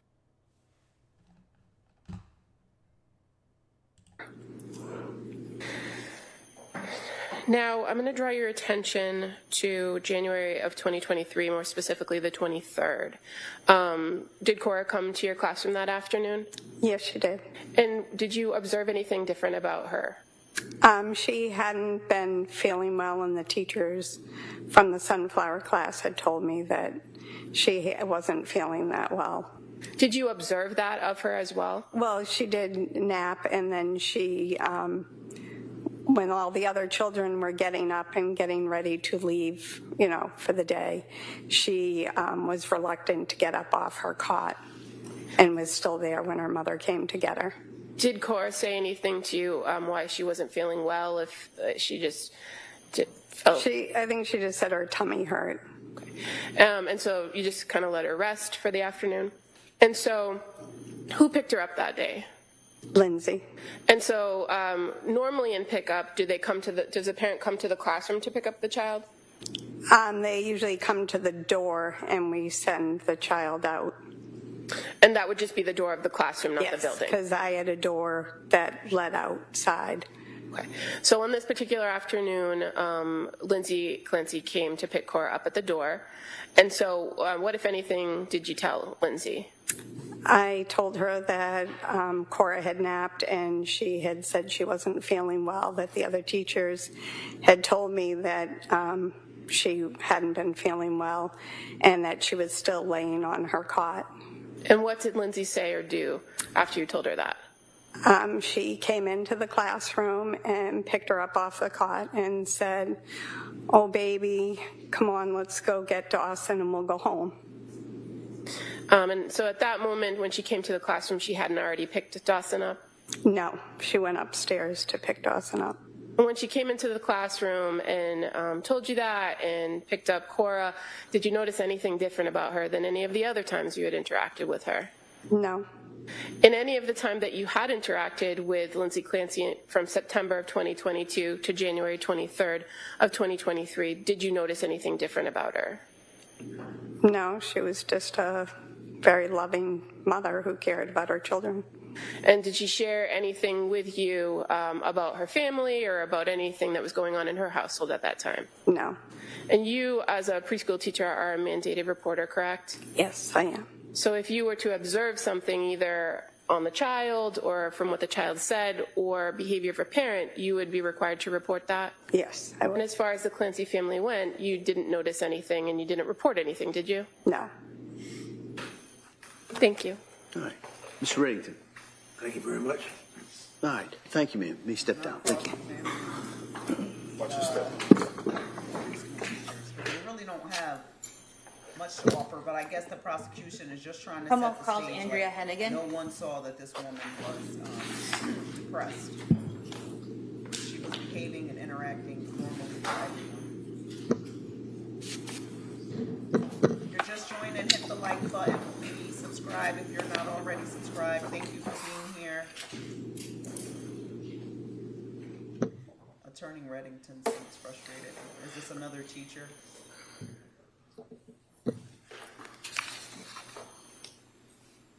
Oh, she looks terrified. Who's this? Good morning. Can you stop right there, raise your right hand, the clerk, please? What I just want to say to the testimony. She came with 4 people. Thank you. You may have a This seat. way, please. Watch your step, please. You're welcome. Good morning. Good morning. All right. I'm going to ask you to speak into that microphone. Keep your voice up so all the jurors can hear you, okay? Yes. All right. Perfect. Ms. Sprague. Thank you. Good morning. Can you please state and spell your name for the record? Andrea Hennigan, AndreaHennigan. And your date of birth? March 11th, 1976. What do you do for a living? I'm a registered nurse. And where do you work? Massachusetts General Hospital. And do you work in any specific department there? Labor and delivery. How long have you been a labor and delivery nurse at Mass General? 25 years. And as part of your training and work in labor and delivery, are you trained in recognizing or helping new mothers who seem to be having issues with postpartum? Do you mean postpartum depression? Yes. I don't have formal training in that area, and I mostly see women before they give birth and immediately afterwards, in the first 2 hours after they give birth.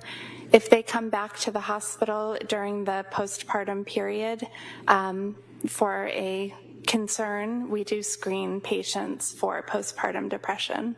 And is that all the nurses that work for the Mass General Hospital labor and delivery unit are able to do those screenings for postpartum depression? Yes, we ask patients questions about if they're suffering from depression or anxiety, and if they have any feelings of wanting to harm themselves or anyone else. That's a standard admission question. And if these patients respond that, yes, they are having issues with depression, anxiety, or wanting to harm themselves or others, what do you do with those patients? Do you refer them to somewhere, or do you give them materials? What do you do? Well, we would talk more about their symptoms with them, and then the first step would probably to be alert the provider who's caring for them, either the doctor or the nurse midwife in our setting, and get social work involved. Now, while you were working at Mass General Hospital, did you work with Lindsay Clancy? Yes, I did. How long did you work with her? The whole time she worked on our unit, which I believe was 7 years.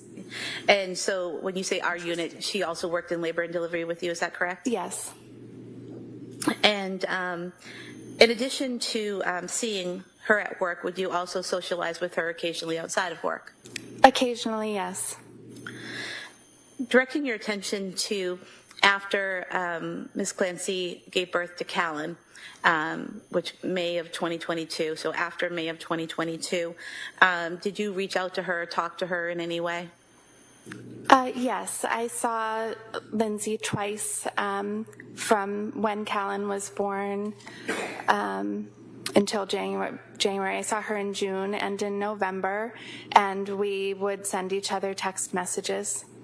When you saw her in June, where was that?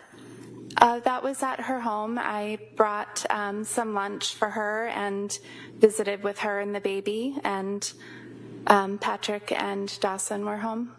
And how was Lindsay's demeanor during that visit? Very good. Was she her typical self? Yes. And how long was that visit for, approximately? Maybe 2 hours or something like that. And you said the next time you saw her was in November of 2022, is that correct? Correct. And where was that? It was a restaurant in Hingham. We met for lunch. And when you met with her for lunch in November of 2022, did Ms. Clancy talk to you about some issues she was having with sleep and anxiety? Yes, she did. What did she tell you about that?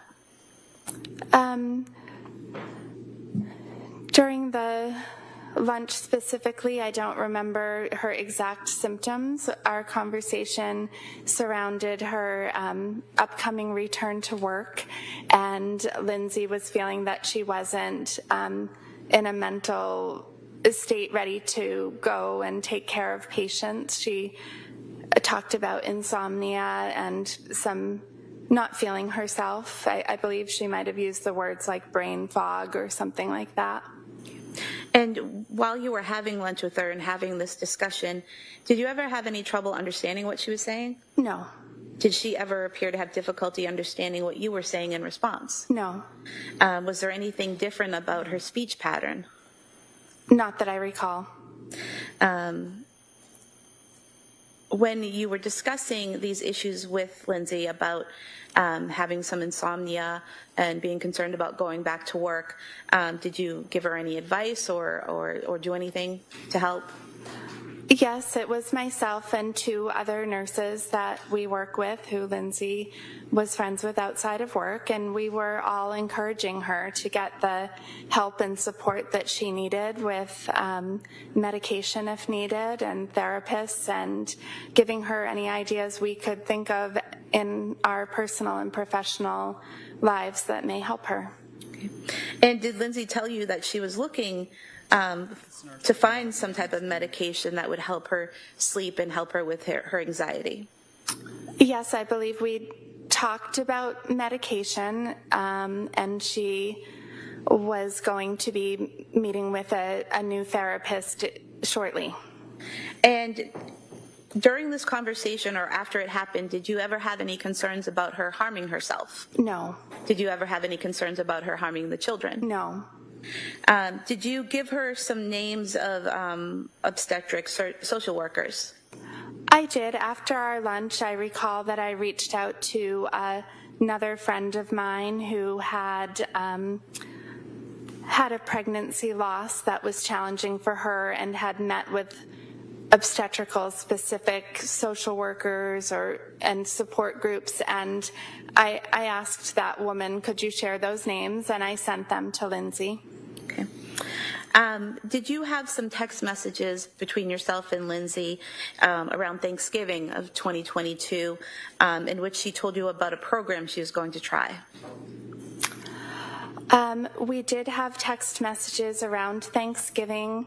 I believe the program you're referring to was something that her mother-in-law had told her about at South Shore Hospital that was more specific to perinatal issues rather than a general social worker, someone who specialized in this area. What does perinatal mean?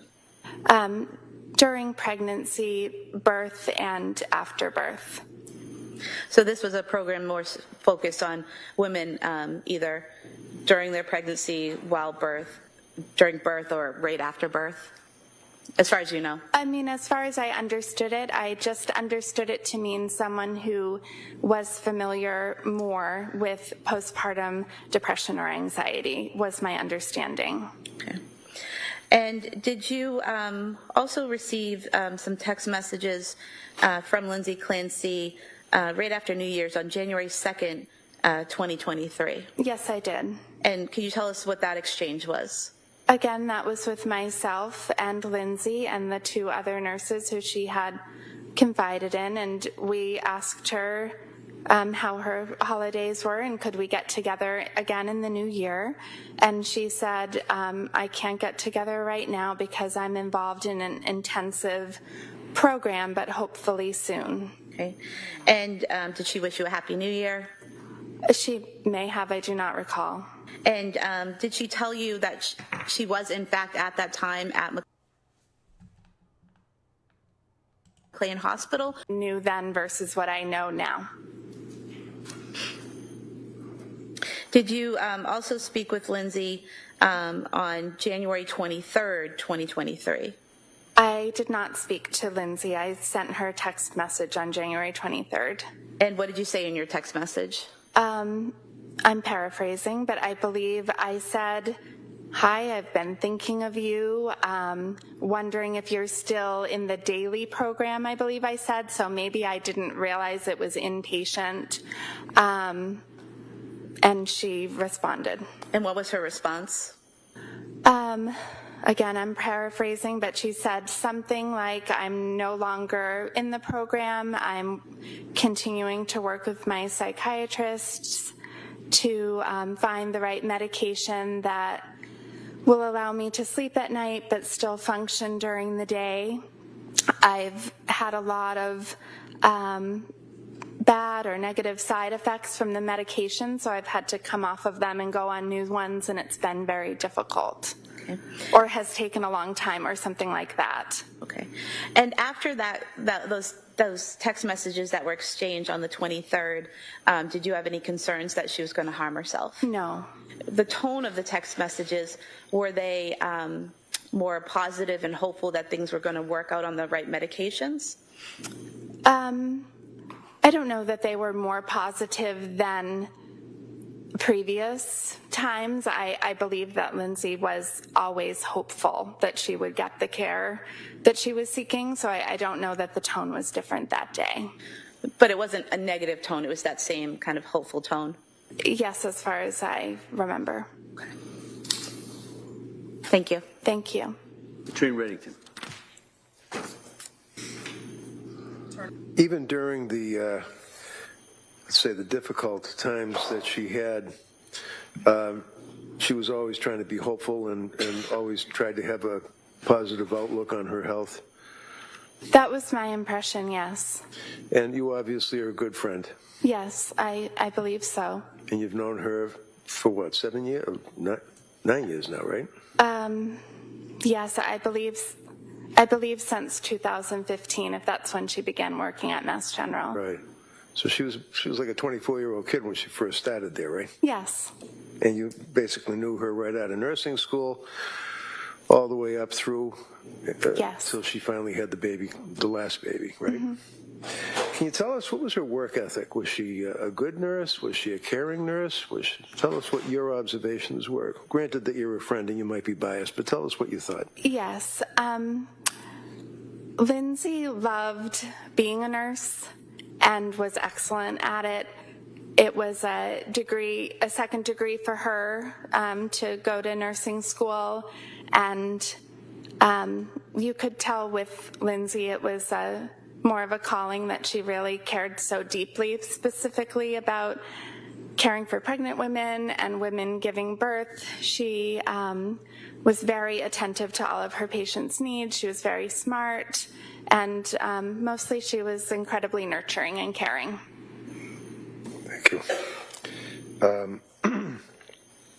And during the period of time in the fall of 2022 up through Thanksgiving of 22 and then into 23, you obviously, as a good friend, stayed in close contact with her, texting, seeing her, dinner, lunches, and everything, right? Yes. And then when you and some of the other nurses would go to a lunch, for example, if I understand correctly, on one of the luncheons that you had in the fall of 22, she was telling or sharing with you the fact that she was going through a difficult period. Yes. Told you that she was not in a good mental state, that she had a lot of insomnia, and she even described it as... She should be on the She should have been his witness. brain fog, right? Yes, I believe so. She definitely used those words in our text messages, as the fall progressed, but I believe she used those words during the lunch. She definitely said that she was in a difficult mental place and didn't think she'd be able to go back to work. And she told you that she was actually actively treating with medical personnel. Did she say a psychiatrist, psychologist, or just seeing doctors, or what did she say? Yes, she talked about therapists. She talked about going on medication. At some point in that month of November, she said she had even gone to the emergency department. Did she tell you that she was having negative side effects with the medication that she had been prescribed by these doctors? She did. She did not elaborate on the side effects, but she did say that multiple times. So as close as you were for all those years working together, and you guys worked together through the COVID too, right? Yes. Is that a bonding experience for nurses? Yes.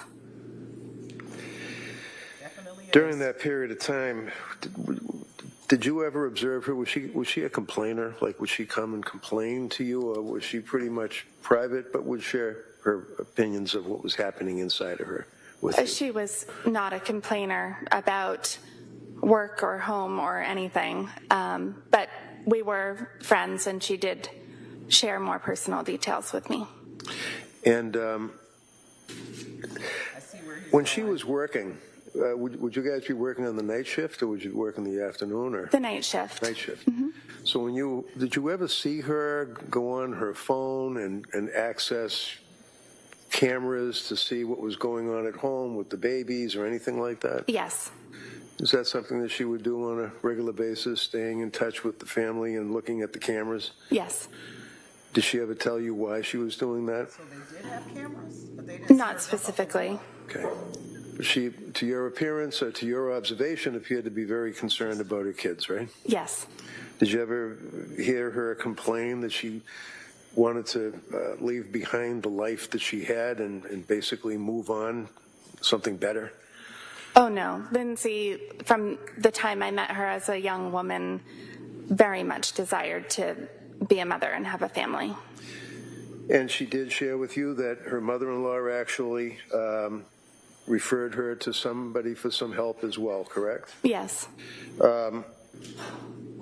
In the holiday period, you guys stayed in touch again. You were texting her, and that's when she was, now we know she was in McLean Hospital, but she told you she was in an intensive program, right? Correct. In other words, she didn't say, I can't go to lunch with you guys because I'm in a mental hospital. She basically said, I'm treating my problems. Correct. To your years of dealing with Lindsay and seeing her with her kids and her family, what's your opinion of her as a mother? Lindsay was a very loving, caring mother. This is exactly what she wanted to have. She wanted a big family. She was happy to have her children close in age. Thank you. Thank you. The redirect? No, Your Honor. All right. Thank you, ma'am. Please step Thank down. you. Watch your step, please. She sounded like more like a witness for the defense. She didn't speak a bad word about her. She was her friend. I questioned some of the prosecution's witnesses. You know, this witness is saying she was sick. She was a good mom. This prosecution's a joke.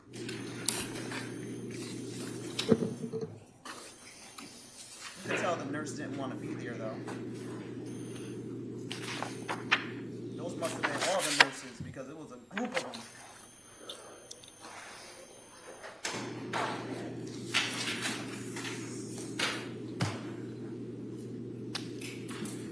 Hi, Gail. Ivy League in the house. Good morning, ma'am.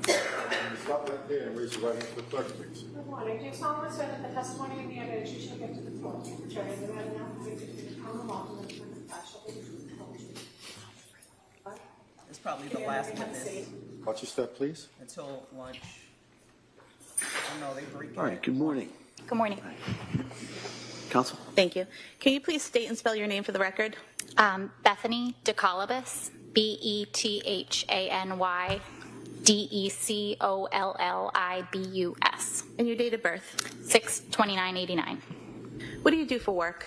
I'm a licensed marriage and family therapist. And do you have your own practice? I do have a private practice. How long have you been in this line of work?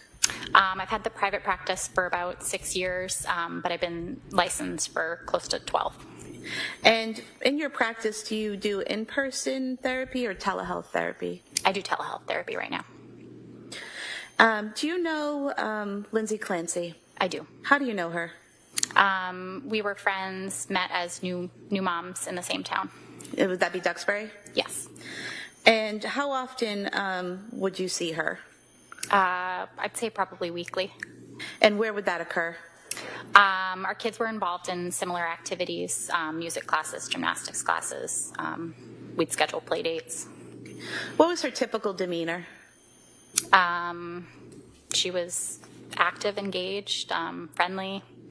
Did you ever notice any distinctive changes in her rate of speech or the way she spoke? No. Did you ever see any extreme changes in energy or weird behavior? No changes in weird behavior, but I did notice that she appeared more tired. I'm sorry, I didn't hear that. Could you repeat that? You could state that again. Oh, I was answering the second part of your question. I didn't notice any changes in behavior, but I did notice her appearing more tired over time. And was that after she had Callan or before that? Afterwards. And how often would you see her after she had Callan? Weekly. So still going to the same types of places where you would run into her and engage with her. Is that correct? Yes. And other than seeming more tired, was there any other change in her demeanor or personality or behavior? No. Did she tell you during that time that she was having trouble sleeping? Yes. And did she give you any specifics on that? Just that it was very difficult to get sleep, difficult to fall asleep even when kids were asleep, and that it was an ongoing struggle. Did that cause concern for you at that point? I think for a period of time, it felt normal, but after it seemed to continue and not let up for her, I definitely worried about her and was concerned.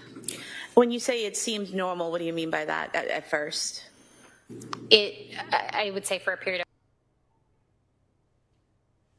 troubles that, I remember having and that, remember friends talking about, but I think over time, I started to worry more and realize that it wasn't improving for her. And what you're talking about, is it, typically after having a baby, new moms are tired from, late night feedings and changings and all of that? Yes. And then with Lindsay, she stayed tired? Yes. Okay.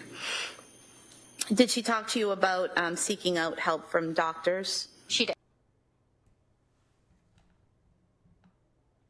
And did she talk to you about seeking out medication? Different types of doctors or the types of medications. Did you ever talk to her and she relayed that she was looking to find a therapist? Yes. Okay. And do you know if she ever found a therapist? At some point, it did sound like she had found a provider to work with. Being a therapist yourself, did you ever offer to give some referrals or anything like that, or did she ask for any? I can't remember. And you said that she continued to appear tired, correct? Yes. But other than appearing tired, as the weeks went by, did you observe her having any problem interacting with people or doing the typical behaviors that you would do at the events you would usually see her at? No. Did she appear to have any trouble doing day-to-day tasks or interacting with anyone? Not that I saw. Did she ever tell you that she was depressed or suicidal? No. Did she ever tell you that she had thoughts of harming anyone else? No. Did her physical appearance change in any way? Not that I noticed. When you would engage with her, have conversations with her, were they usually in person or text or both? It was a mix of both. Okay. And did you ever have trouble understanding her, either in person or in a text? No. Did she ever appear to have trouble understanding you? No. At some point in time, did you have dinner with Lindsay and a woman named Erin Renault sometime in November? Yes. And was that something that the three of you typically did? Yes. How often would you do that? Probably once every couple of months. Was this the first time you'd done that since Callan was born? I can't remember. Okay. And what was Lindsay's demeanor during that dinner? She was engaged in conversation with us. Do you recall saying previously that she seemed normal? No. You don't recall saying that?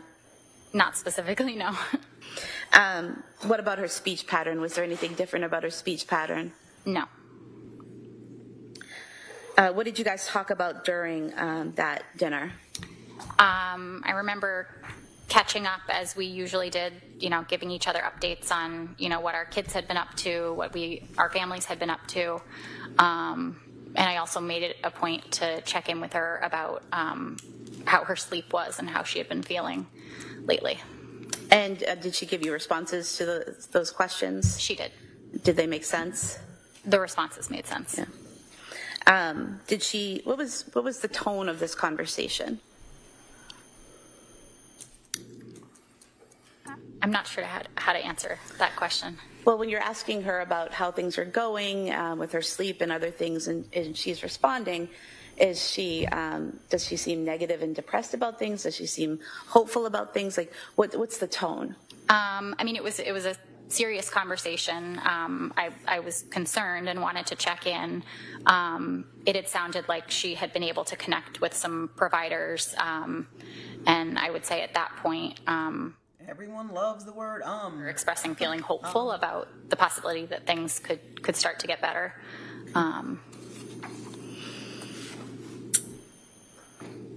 Still here watching with you all. Cameras charging. And, during this conversation at dinner, did she ever mention that she had suicidal thoughts? No. Did she ever mention that she had homicidal thoughts? No.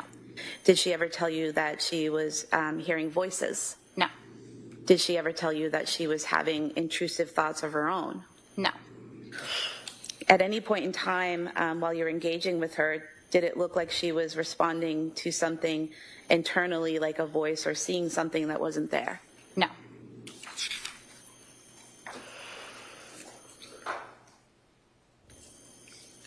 A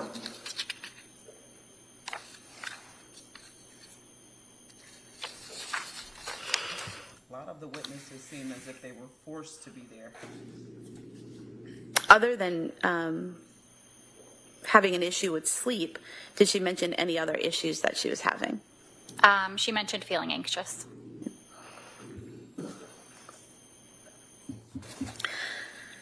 And after this dinner, did you next see her at Cora's birthday party in January?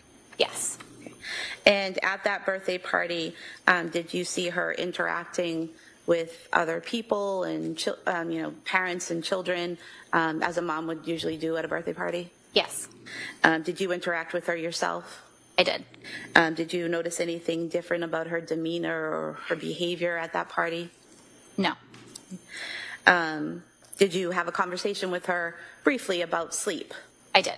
And was it you basically asking how the sleep issue was going? Yes. And what was her response? She responded that things haven't gotten any better and that she feels like a zombie. Was there anything about her appearance or the way she was interacting or behaving that when you saw her, you thought she looks like a zombie? She seemed tired. But there's a difference between being tired and looking like a zombie, right? She didn't look like a zombie, no. And she was able to engage with you and the other parents there, engage with her children and the other children, correct? She was. And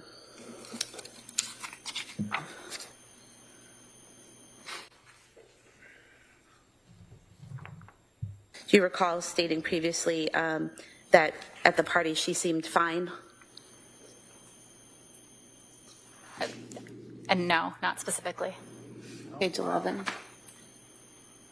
This is twice this witness. Have you look at page 11 and bottom line 24, and then to the top of page 12.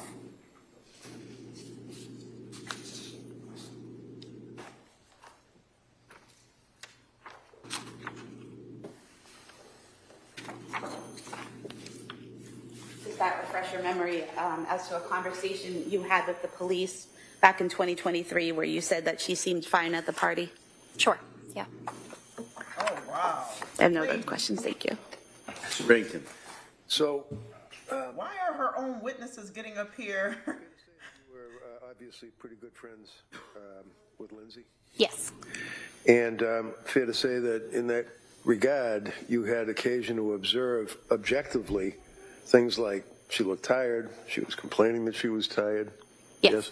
Said that she was anxious. Yes. Told you that at one point towards the end of time frame into January that she felt like a zombie. Correct? Yes. Did you ask her any questions like the district attorney was asking you? Did you ask her, well, what are your symptoms and what do you feel like and what do you know, is there anything that you can tell me about how you feel? Did you probe in that regard? I don't remember probing about specific Right. symptoms, no. So in other words, you're friends and you and Erin and Lindsay were out to dinner or lunch and you're trying to have a good time, right? Yes. How was she as a mother to your observations? Did she, as far as taking care of her kids, being happy with the kids? Did she not like her kids? What were your observations? She loved her kids. She was warm, kind, consistent, loving. And you actually were summoned to be here today I knew it was a summons because they're by the district attorney's office, correct? I was. And you actually were interviewed by the state police. That's what she was questioning you about, page 11 and page 12. It was a recorded interview and things of that nature, right? Yes. Would you agree with me that although she may not have been telling you that she was seeing something that wasn't there, or hearing voices or drooling or acting in some unusual fashion while you guys were out having lunch, she did express to you that she was having some difficulties, correct? She expressed that she was having difficulty, yes. And would you say, knowing Lindsay as you did, that she was the type that was not really a complainer? She would not try to be a downer when you're out to lunch and having a good time with your friends and complain about her symptoms? No. But she did tell you that she was somewhat hopeful because she was seeing health care providers? Yes. And one of the things that they had asked you about, fair to say that when you talked to the police, you told them that you had spent a lot of time chatting about over this period of time that she had been having a lot of trouble sleeping, and that she referenced the postpartum period, right? Yes. And when you were talking to the police, the troopers, did they try to divert you? Did you feel that they were trying to get what your observations were, or did they want you to focus on their questions when they were questioning you? Could you repeat that? No, it's a bad question. Never mind. It's a bad question. I'm sorry. But nevertheless, you actually told them that you had been in touch with her. You'd been to the house, right? I had been in touch with her, yes. Yeah, and you knew Patrick. Yes. Other than so. Yes. But also, on occasion, you were concerned about her, and you'd ask her how she's doing, right? Yes. And when you would ask her those things, she would tell you she didn't know what medications were doing to her, but she in fact mentioned to you that the medications did not appear as though they were helping, and she still wasn't able to get any sleep. Correct. And further, in the statements that you gave to the police when they were asking you questions about your observations, she did indicate on a couple of occasions that she had obtained a therapist and a prescriber, and she would reference her relationship with Pat and tell you that Pat's great, things like that, right? Yes. You said yes, I'm sorry, the door Yes. closed. So in those occasions, did she ever complain about Pat, or would they seem to be getting along pretty good? They seem to be getting along great. Was he supportive to your observations of her? Yes.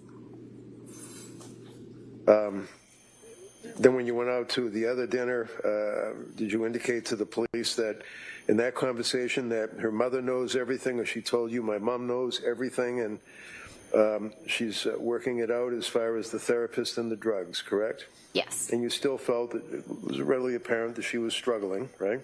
Yes. Still having difficulty sleeping and being anxious, right? Yes. And as a friend, you were concerned, right? I was concerned, yes. Now, one of the questions the DA had asked you is that she was supposed to go back to work, and that she indicated that she had canceled that date to go back to work because she still wasn't sleeping well. Is that right? She had, yes. And those were her words, that she canceled going back to work because she still wasn't sleeping well. Yes. Did she ever talk to you about work? Did she seem to like her job as a labor and delivery nurse? She loved it, as far as I knew.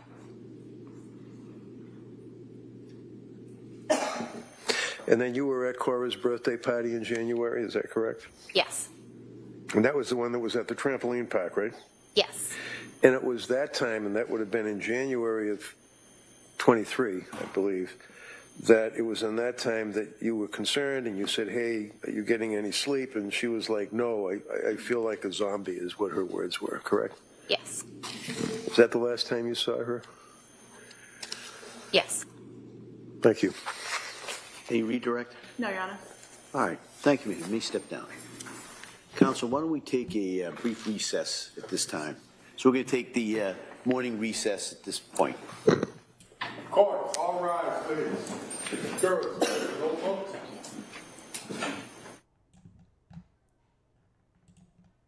So it makes sense why these witnesses seem, like they're not really there for the prosecution, because they were summoned and they don't actually want to be there. If they don't really have much to offer to help the prosecution, I don't know why they would put these witnesses on the stand, because yes, they did say, oh, she seemed normal, but her lawyer counteracted that with, asking everyone, was she a complainer? This is why he's going in with that line of questioning. Is she a complainer? Court's in recess, but this is why he's leading with that questioning. Is she a complainer? So he can basically set the stage to say they were not seeing it because she wasn't a complainer, but she was telling her friends like, oh, I'm not sleeping. With the not sleeping, what's interesting though is in her own journal when she was jotting down her symptoms and what drugs that she, what meds she took, she was putting slept well.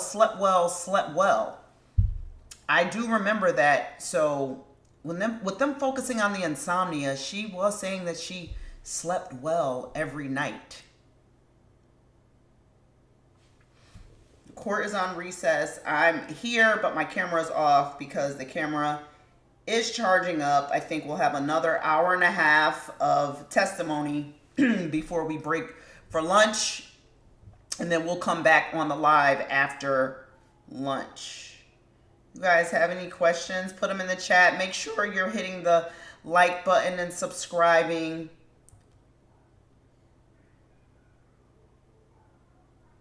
But we are on a break.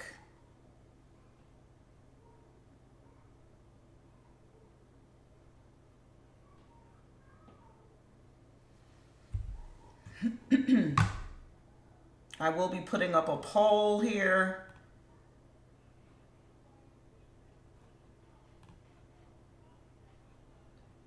So you guys can answer the poll in the chat.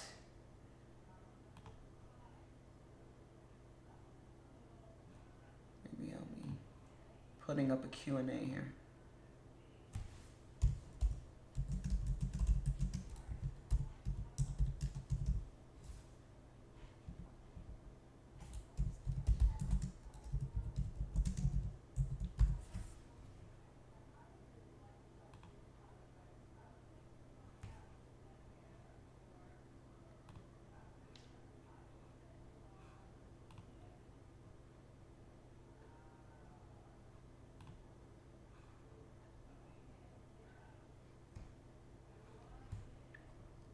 Let me know where you're checking in from. If you're just checking in and you just began watching and you missed a lot of the trial so far, we spoke to testimony today, started with the medical examiner, then the pediatrician, then 3 preschool teachers who took care of both from Learning Sprouts, where Dawson and Cora went, and then one of the labor and delivery nurses that Lindsay worked with for about 7 years at Mass General Hospital, and then the therapist who was her friend. So you can tell the labor and delivery nurse didn't want to testify. Like, she looked very, like upset. So these people were subpoenaed to be there because, I said a few times, why are these people on the stand for the prosecution?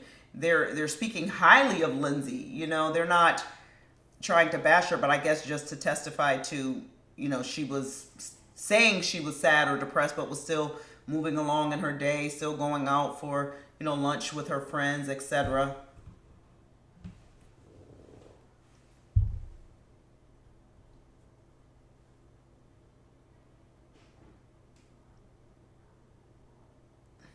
So court's in recess right now. When they come back on, we will be back on. Yeah, I think Patrick is supposed to take the stand again. Hi, Lucy. I think Patrick is supposed to take the stand again because he is a witness for the defense as well, I believe. So I think maybe he is going to take the stand again. I know the defense has some, experts. I think he's bringing in the same expert who testified in the Andrea Yates trial. So the prosecution has to, they're not really making their case. People are getting on the stand all saying Lindsay was an amazing mother, that she loved her kids. She complained about her struggles. Their witnesses are not helping them, just like yesterday with the toxicologist. Their witnesses are not helping their case here.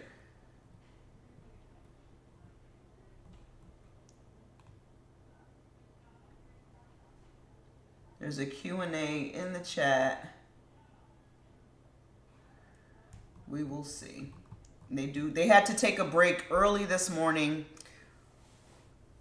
while the medical examiner was testifying because Lindsay had a breakdown there when they showed the pictures of Callan's autopsy.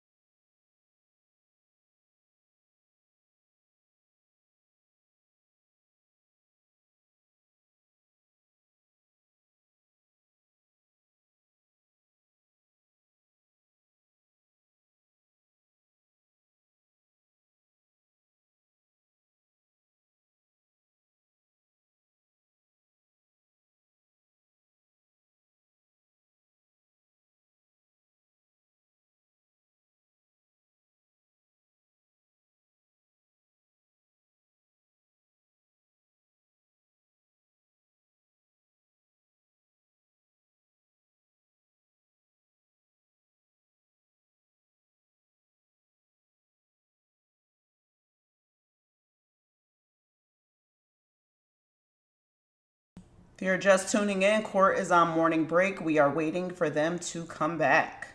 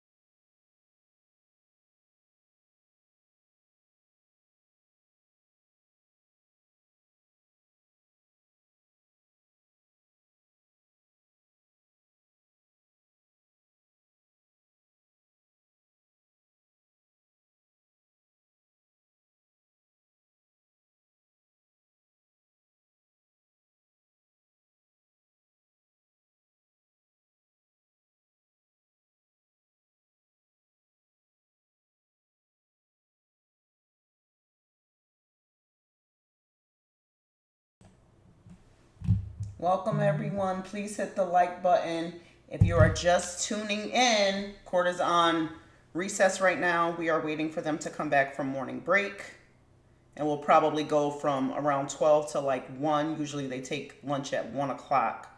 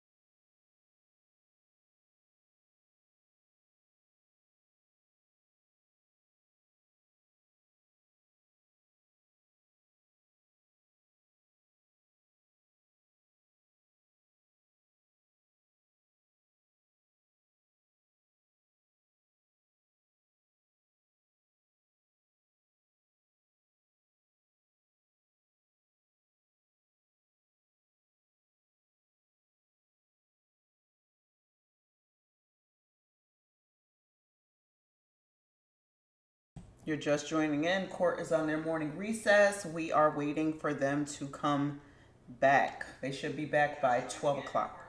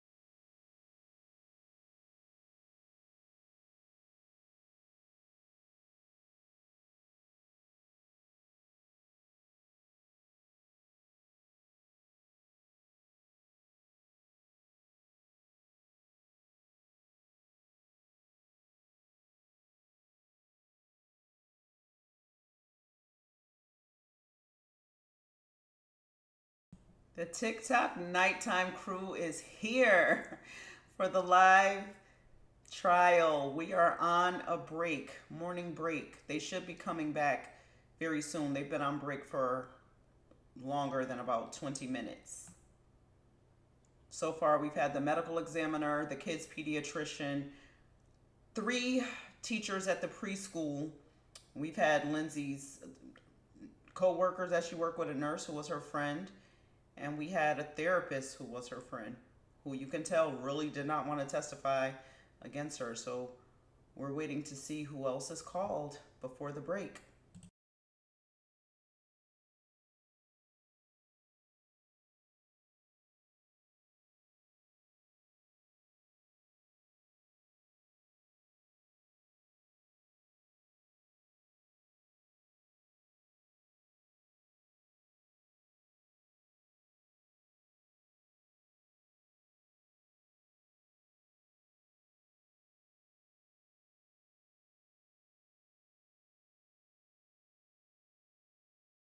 Return back to the matter, Commonwealth versus Lindsay Clancy. All parties are present, including the jury. Including the defendant, excluding the jury. All right. Counsel, ready for the jury? Yes. All right. Bring them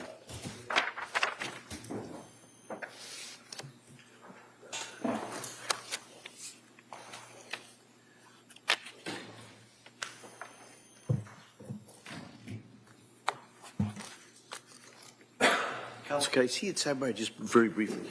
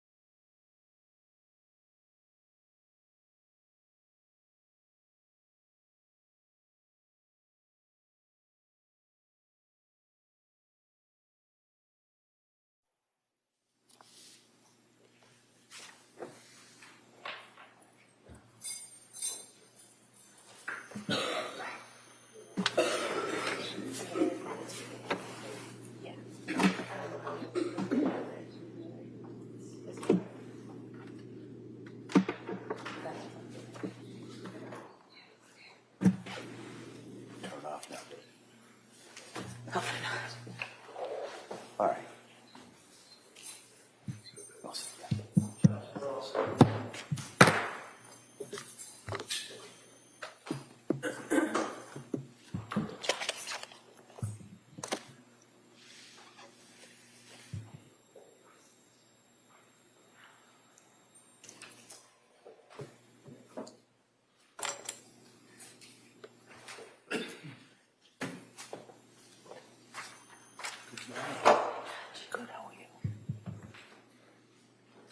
Court, all rise. Jurors enter.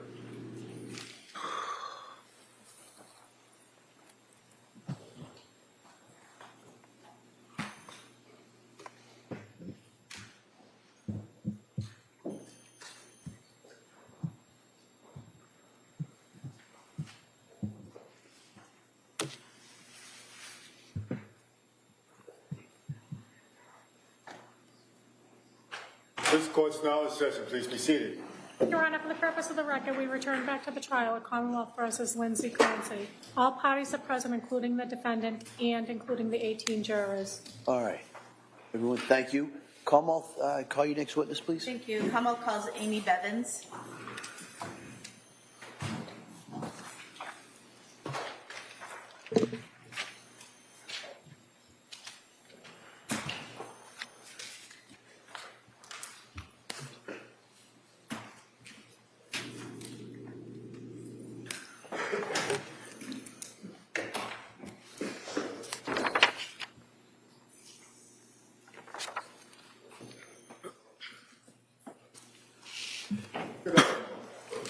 Stop right there. Raise your right hand for the clerk, please.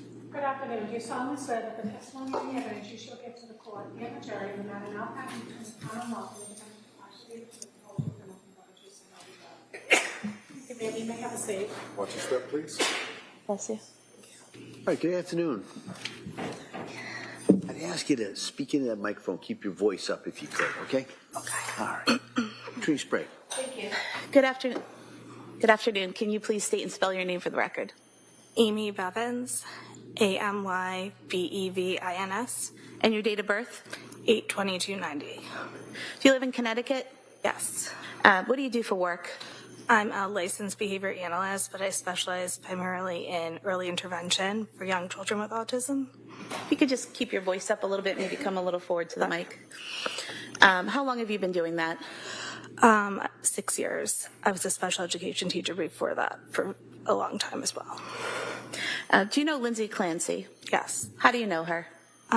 We had elementary school. And after that? All the way up through middle school and high school as well. Okay. And did you keep in touch with Lindsay when you went off to college? Yes. I'm assuming you didn't go to the same college, right? No. Do you know where Lindsay went? Quinnipiac University. And how did you keep in touch? Through texts, phone calls. We visited each other at each other's campuses. And then when Lindsay went to nursing school, did you still stay in touch at that point in time? Yes. And how did you do that? The same way, like text visits? Yes. I also lived in Boston at the same time that she was in nursing school up in Boston. Okay. So was your contact more frequent while she was in nursing school versus when she was in college? I can't remember the exact amount of contact, but I would say we were always in contact together, yes. Okay.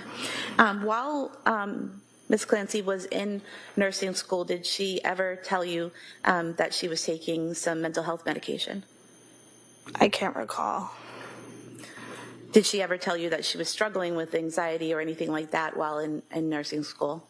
Nothing that I can recall. And after she was finished with nursing school, did the two of you still remain in touch? Yes. And how often would you see her? I moved back home to Connecticut, so whenever she was able to visit home, we would stay in touch. I traveled to Boston not very frequently, but I would visit her there as well. And did you have a text chain going between the two of you? Yes. And did you also have a group text with other friends from Connecticut that you both grew up with that you would participate in? Yes. And how often would you text with Lindsay? Pretty frequently. It depended on, I think, the point in life that we were at, but I would say there was regular communication.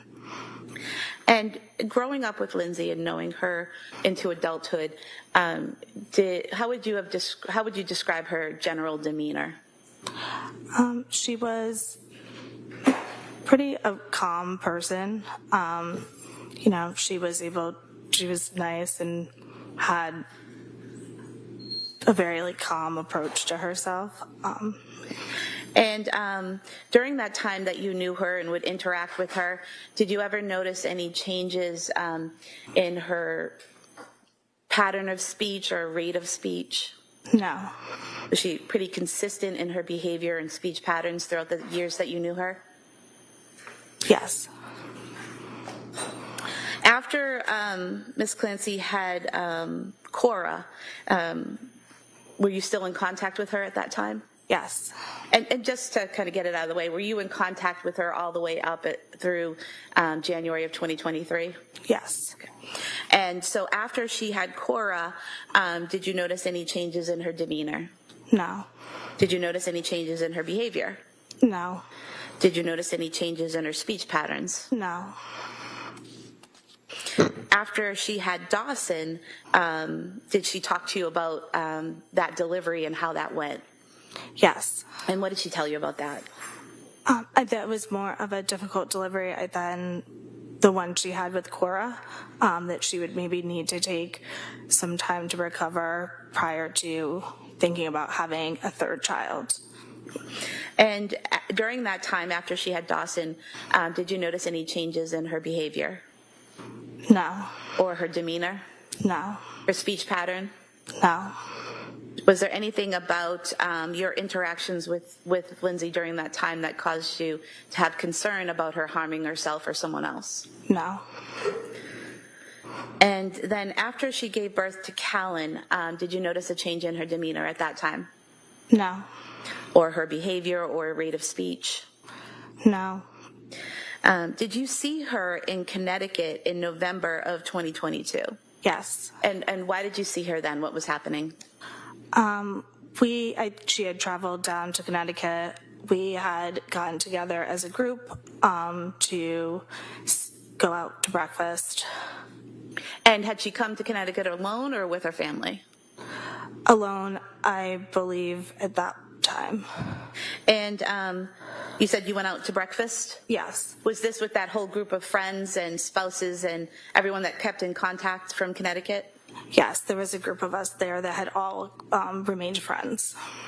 Did you notice anything about her demeanor or behavior at that breakfast in November of 2022 that caused you concern or was different than her typical behavior? No. Did you have some text conversations in January of 2023 about some issues that Lindsay was having? Yes. And do you recall when those messages started? I don't recall the exact date of the messages, but it was only, I believe, one night. And in terms of what happened on January 24th, 2023, how close in time was it to that? Can you repeat the question? I'm sorry. So in terms of January 24th, 2023, when the children were killed, how close in time were your text messages to that incident? Only a few days. Okay. And what was that text conversation? She had shared that she had been taking a medication that caused her to have some dark thoughts, but that she was going to, or had been tapering off that medication and was trialing new ones that would remove those side effects and be more helpful and therapeutic to what she needed. And did she tell you what those dark thoughts were? No. What was the tone of the conversation? Hopeful, I would categorize it. I remember it being something where there was conveying of hope and that it was going to be we were moving in a positive direction. So basically, would it be fair to say that Lindsay was telling you that she'd had some side effects and some dark thoughts because of medication, but was weaning off of those and moving on to something else that would hopefully help her? Yes. Did she ever express at any point that she wanted to harm herself? No. Did she ever express that she wanted to harm the children? No. Did she ever tell you that she was hearing voices? No. Other than saying that she had had some bad thoughts, did she say anything else that was concerning in that conversation? No.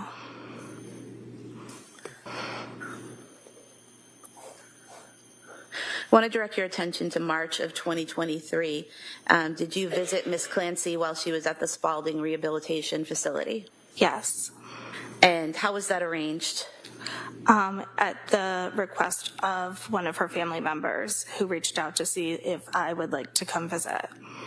And you traveled to Massachusetts and visited Lindsay at the Spalding Rehab Center, is that right? Yes. And what did you do there with Lindsay that day? We made small talk. We played Uno. It was a pretty basic visit. When you say you made small talk, what did she talk about? I remember her asking about my daughter. I remember her asking about any updates to life events for our friends. We talked about some hobbies that she was doing while at Spalding and then played a game.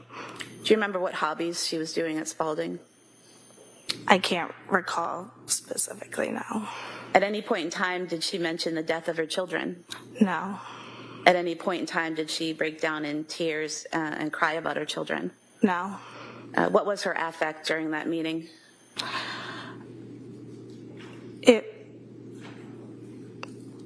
I don't remember exactly.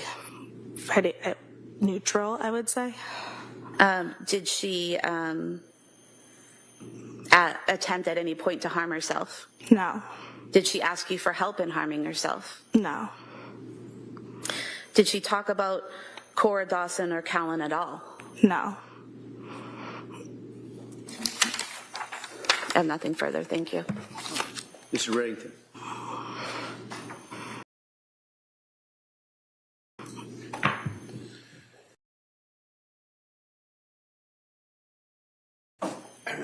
Afternoon. You're nervous. Don't be. Okay. You guys go back how far? Almost 29 years. And over those 29 years, knowing Lindsay when you guys were in grammar school, I guess, and high school, and then you went off to college, and you had your families and your marriages, tell us what your opinion was of her as a person. I knew her as a good person, a good friend, a good mom. And you had occasion to see her with her kids and how she acted with her kids, Cora, up till Callan? Yes. And did you ever observe anything out of the ordinary, or did she appear to be a loving person and taking care of her kids? I never saw anything out of the ordinary.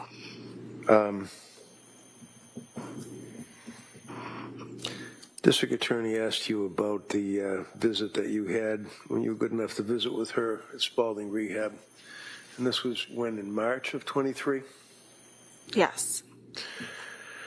And arrangements had to be made for you to visit with her. You had to get approval, and whether you know or not, I mean, I had to kind of help you out a little bit trying to get through the red tape to get in there to see her, along with her family approval and that type of thing, right? I don't recall any of that. But you were able to get in? Yes. To visit with her. And this would have been in the beginning of March, if you know, the middle of March, the end? I don't recall the exact time. Was she able to walk around and ambulate, or was she in a wheelchair, or what was her condition? Was she in bed? She was in a wheelchair. She was sitting up the entire visit. Did you ask her about why she was in the wheelchair and anything like that? No. You knew that she had been in the hospital from January 24th, right? Yes. And you knew that your friend had been charged by the police and had killed her 3 beautiful children, right? Yes. That was a bit of an awkward, uncomfortable topic, wasn't it? I think it would be for anybody, yes. Absolutely. And the district attorney asked you whether or not she cried and whether or not she told you about her children and anything to do with her children or that incident. You both basically stayed away from that entire subject, right? I remember also being told not to bring that up specifically, which at the time I figured that could be due to the recommendation of mental health providers, et cetera, who were treating her. Right. And who told you that? Her sister. Now, how long did you visit with her? It was brief, maybe 30 to 45 minutes.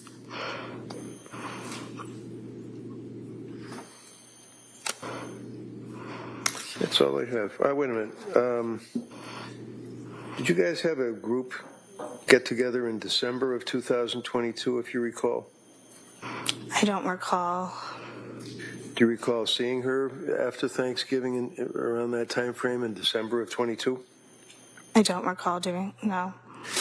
Do you recall having conversations with her around that time frame, which would be in December of 2022, that she was talking to you about medications and asking you questions about a particular medication? I don't recall the exact time frame of those conversations. Okay. You were summoned here today by the DA's office, is that correct? Yes. You were also on my witness list as well, right? Yes. And when I ask you about the conversations, the reason is you were questioned by the state police back in January of 23. Do you remember that? Yes. And one of the troopers had asked you whether or not you had any conversations with Lindsay, your friend, about medications, and you indicated that, and I quote, page 12, she knows that I'm pretty open about mental health, that I'm a big advocate of mental health, and she asked me if I knew, like you know, if I had tried a medication. Do you remember saying that? Yes. Okay. Does that refresh your memory at all as to approximately what time, when that was? Would that have been in December of 22, after Thanksgiving? I don't know. I still don't recall the exact time, but I do remember that being a conversation that we had. Okay. Do you remember where you had the conversation? It was over text message. Okay. Do you recall her asking you what your experience was? Because you had some knowledge of medications, correct? As a patient. Okay.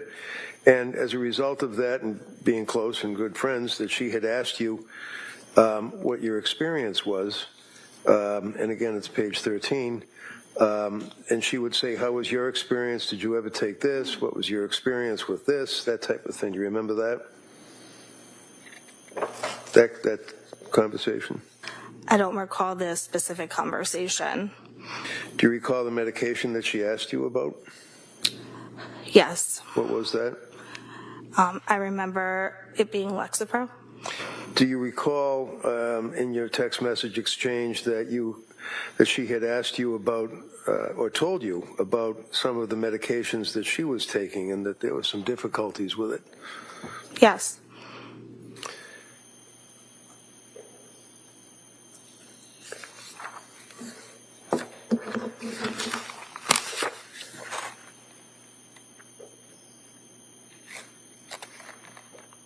Do you remember that she had asked you whether or not you had noted or if you were aware of any side effects of medications?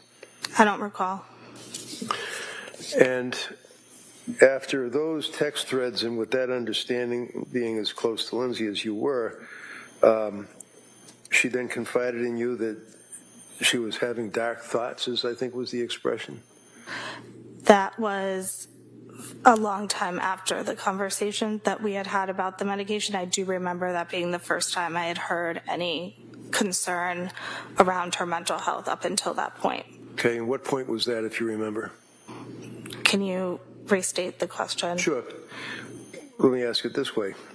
When she told you that she was having problems or difficulties with the medication and when she was telling you that she was having dark thoughts, do you remember when that was? Towards the end of January 2023. Okay. Do you remember, was that in person or was that a message, text message? Over text message. Did she explicate or did she explain what the dark thoughts were? No. And the next time you saw her after that was at the hospital rehab, correct? Yes. Thank you, ma'am. That's all I have. Counsel? All right, thank you, ma'am. You may step down.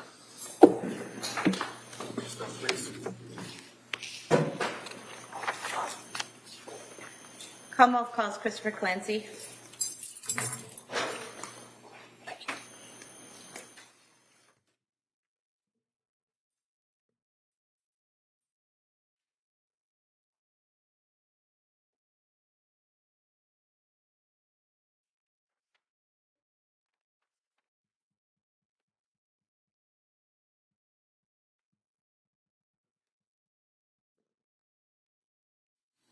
Good afternoon, sir. Can you stop right there, raise your right hand for the clerk, please? Good afternoon. Do you solemnly swear that the testimony in the evidence you will give to the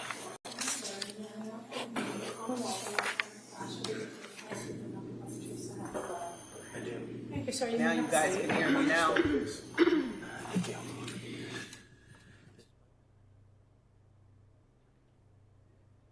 She's talking about the racing thoughts. She asked her about that several times so she can debunk where Reddington is going, the defense attorney, with her being schizoaffective. That's why she asked about racing thoughts. ChristopherWClancy. And what's your date of birth? 7/26/61. Where do you live? Situate, Mass. And do you work? No, I'm retired. What did you do before you retired? I was a plumbing contractor. Is Patrick Clancy your son? Yes. When did you first meet Lindsay Clancy? I don't know what the year was, but I believe I met her for the first time at my at the cottage in Hull. That was my parents' house, and I believe that's when I met her. I think he brought it down there. Was that before or after she and Patrick had gotten engaged? That was before. And eventually they got engaged and got married, correct? Correct. And had 3 children, correct? Correct. So I want to direct your attention to the time frame after Callan was born in May of 2022. Did you have a chance to observe Lindsay interact with Callan? Yes. And what was Lindsay like with Callan? She was very mothering. And was she protective? I would say yes, like any mother would be. Do you recall describing her previously as very protective of him? I would say that she was very protective of him. Was she, in terms of how protective she was of Callan versus Dawson and Cora, was she more, less, or the same? I would say she was more of the same when the babies were little, when the babies were young. So is that something typical when she would have one of the children? She'd be very protective when they were first born? Yes, I think that's like any other mother, though. And how often would you see the family? We saw them regularly. They lived not too far from us. They lived in Weymouth first, and we saw them regularly. And then eventually they moved to Duxbury? Yes. And directing your attention to the time frame between November 16th, 2022 and Thanksgiving of that year, did you see them at your house? I think they did come up to our house one time. Might have been a Saturday or a Sunday. Okay. And why did they come over that day? I think they just came over to say hi. And what was Lindsay's demeanor that day? Very good. And was there any difference in her behavior or speech pattern than what you've seen with her previously? Not that day. And how was that visit? Very good. Did you then see them at or around Thanksgiving? Yes, we did. Okay. Let me think for a minute. She seemed quiet. Okay. And did she seem to interact with everyone there as she normally would? Yeah, she was very close with my daughters and her sister-in-law. Do you recall them wearing coordinating shirts that day? I think so.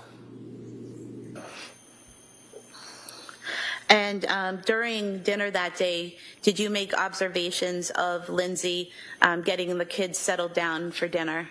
I did. And did you see her interact with Dawson? Yes, I did. And can you describe that interaction, please? Mm-hmm. She was getting a little frustrated. Dawson was being a little silly, and she was trying to get him to sit down. And she was just a little bit getting frustrated with him, and I noticed it, so I got up to help her. And when you saw her getting frustrated with him, did you see her do something to get him seated?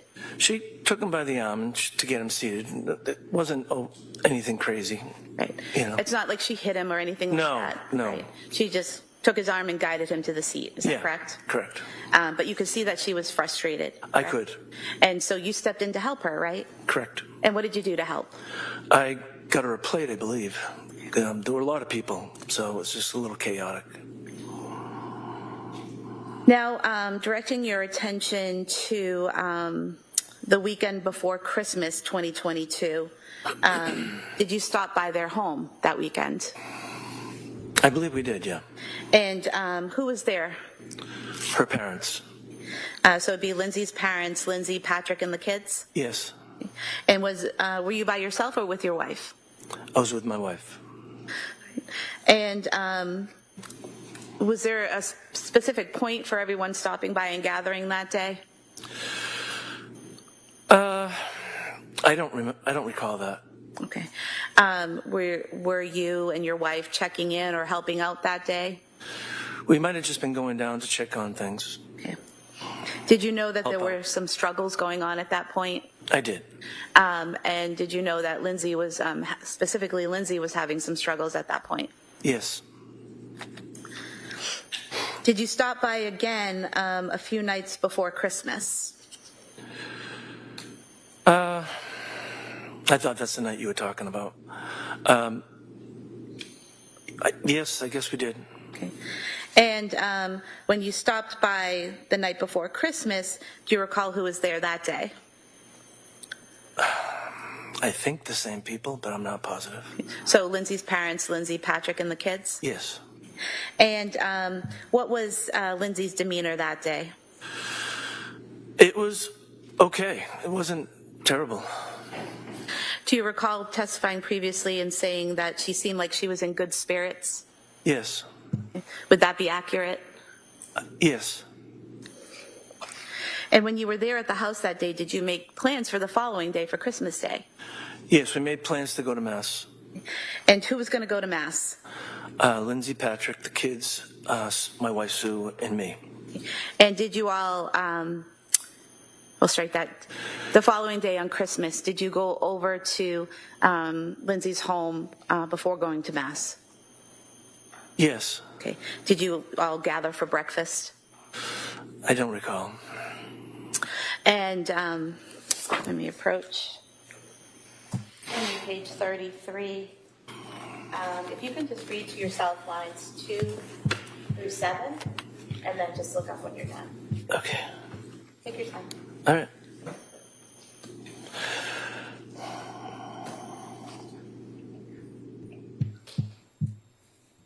Remember I said that she is setting the stage to say that, you know, Lindsay hated Dawson compared to the other kids. And he got it the worst. Breakfast? Yes. And how was Lindsay's demeanor that day? It was good. She looked beautiful. She had a beautiful dress on. And do you recall saying previously she seemed very happy that day? Yes, she did. And after breakfast, did everyone go to church as planned? Yes. And how were the children in church? Fantastic. Very well behaved? Very well. And then after church, did you have a conversation with Lindsay outside of the church? I think we talked a little bit. I don't remember what we said, but we were going our separate ways. Do you recall saying previously that Lindsay said she was glad she came and she really loved it? Yes. What was her demeanor while she was engaging with you after Mass? She was quiet. She said that she liked the Mass and she was really happy that she went. And do you recall saying before that, strike that, do you recall after that conversation, you guys hugged each other and went your separate ways? Yes.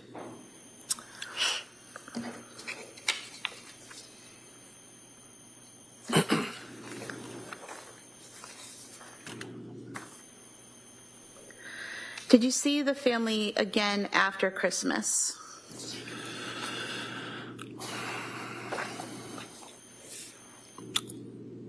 I'm not sure. I'm not sure. Okay. Did you go to Cora's birthday party? No.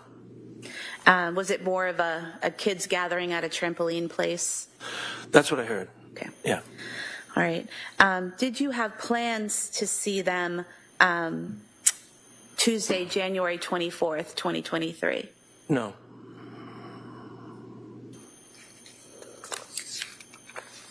Do you recall saying previously that there were plans to get together for dinner that night, but they changed because your wife had plans with her brother?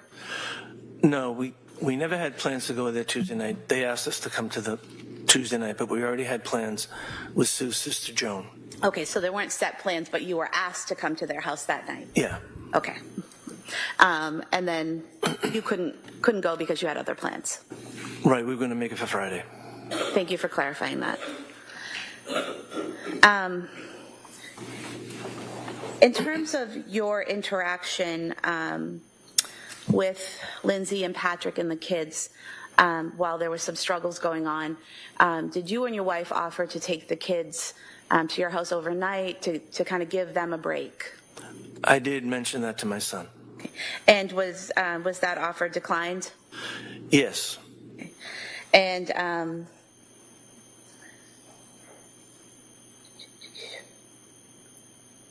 going back to Thanksgiving of 2022, when you were interacting with Lindsay, I think you previously said that her demeanor was good, she was quiet. Did you also say at one point she had a little blankness to her at times? She seemed to at times. And can you tell us what that was? Just like a stare. Kind of staring off into the distance, distracted? No, just not totally interacting, just sort of. Okay. So at some points. Almost like nervous, kind of like. Nerves? Almost just like, something like that. Okay, so at some points she was staring a little bit, seemed a little nervous, but then in other times she was interacting with everyone as she normally would? Pretty much. Okay.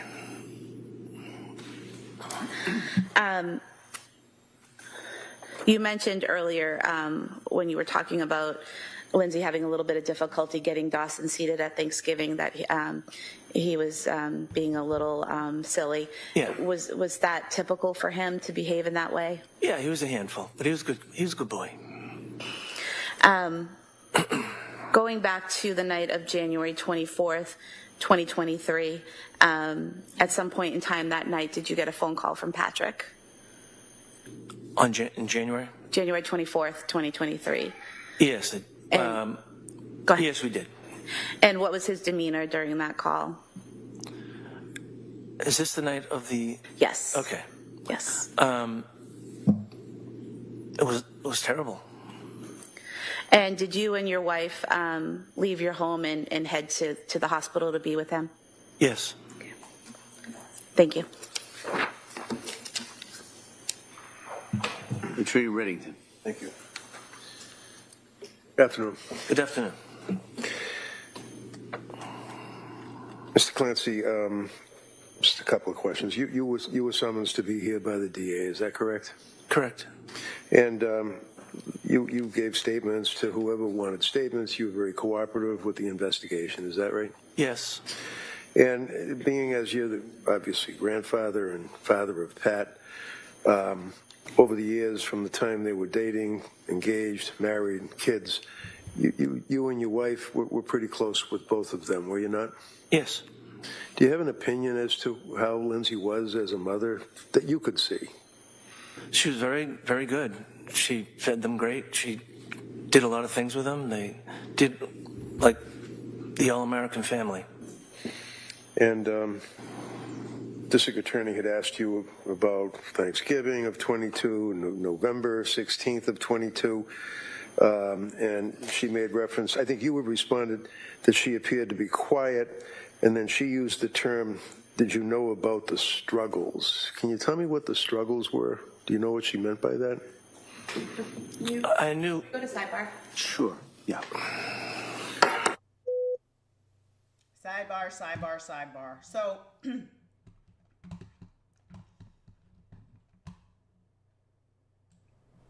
the prosecution has said, since the beginning, that Lindsay hated Dawson the most.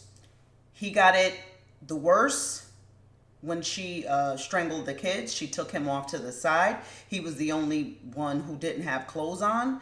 Just his, he had just on like his potty training pants. He was in Patrick's office by himself. She asked a friend who's been her friend for 29 years, has she ever seen Lindsay having racing thoughts? This goes to my theory that Kevin Reddington has been setting the stage for bipolar with psychotic features, that she was schizoaffective and it wasn't postpartum psychosis.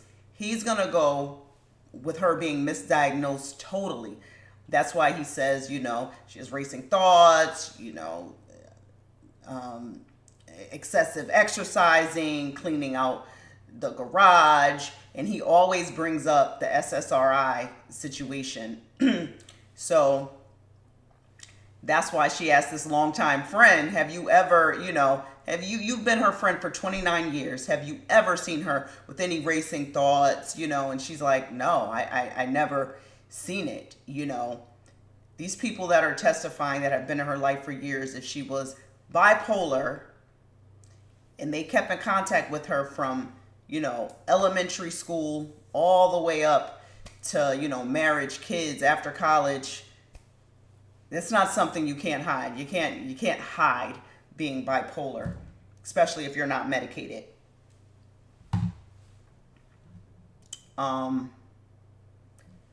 Also, remember yesterday, the nanny testified that there was a time when Dawson took Callan's toy, or Callan took his toy, and then he slapped Callan, and then Lindsay grabbed him, and brought him into the living room. So that's why she's asking these questions about her interactions with Dawson around others, because she's saying, that, Lindsay hated these kids. But something that stood out to me, if she was, Lindsay was exhausted, saying she was overwhelmed with taking care of the kids, why did they decline for them to, have a break? The parents wanted to take them overnight. Why did they decline that request? That's the one thing that's very interesting.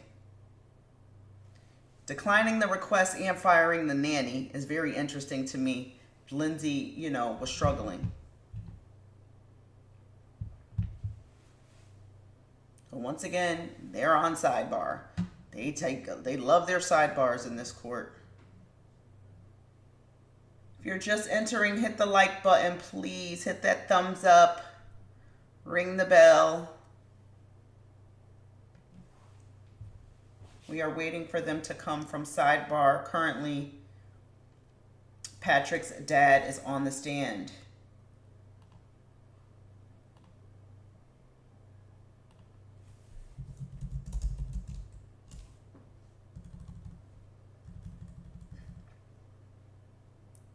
I think she already knew what she was going to do. I agree. There's too many people testifying that, she never verbalized hearing any voices. The voices thing, the prosecution said in the beginning that she didn't start saying that until after the lawyer started visiting her and bringing, psychologists to see her. Then she started with this, I was hearing voices. I think we're coming back. We're back. Thank you, sir. I think I was asking you about the word, the struggles, and can you just tell the jury what was meant by the struggles? I knew she was having a hard time sleeping. I knew she just didn't feel well. I know she had gone to the emergency room where my wife was working. Those types of struggles. And just so, obviously for the record, your wife would be Sue? Yes. And she's a nurse, labor and delivery at South Shore? Yes. And did Lindsay confide, to your knowledge, yes or no, to your wife about some of her issues as a result of which your wife referred her to a person to speak to? Yes. Do you know who that person was?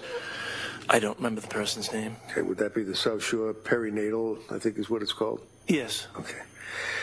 And understanding that you're the father-in-law, would you agree that the two of you and Lindsay, had a pretty good relationship? Yes, very good. And you told us about November 16th, and then Thanksgiving of 22, and then up until Christmas, and then after Christmas, and the time frame, actually right up to January 24th, you guys were supposed to get together that night, right?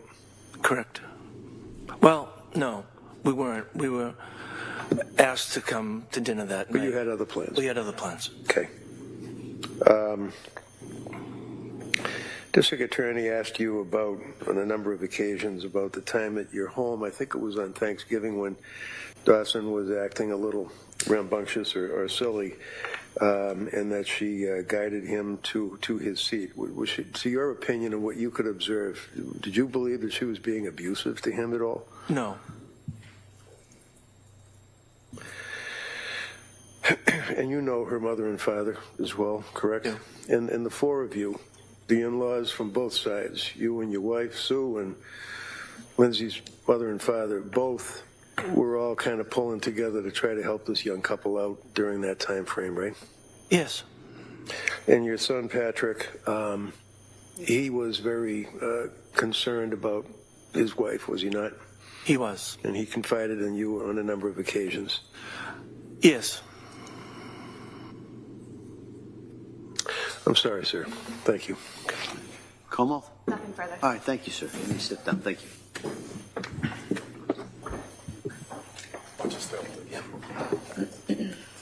Como, could I see you over here just skipping?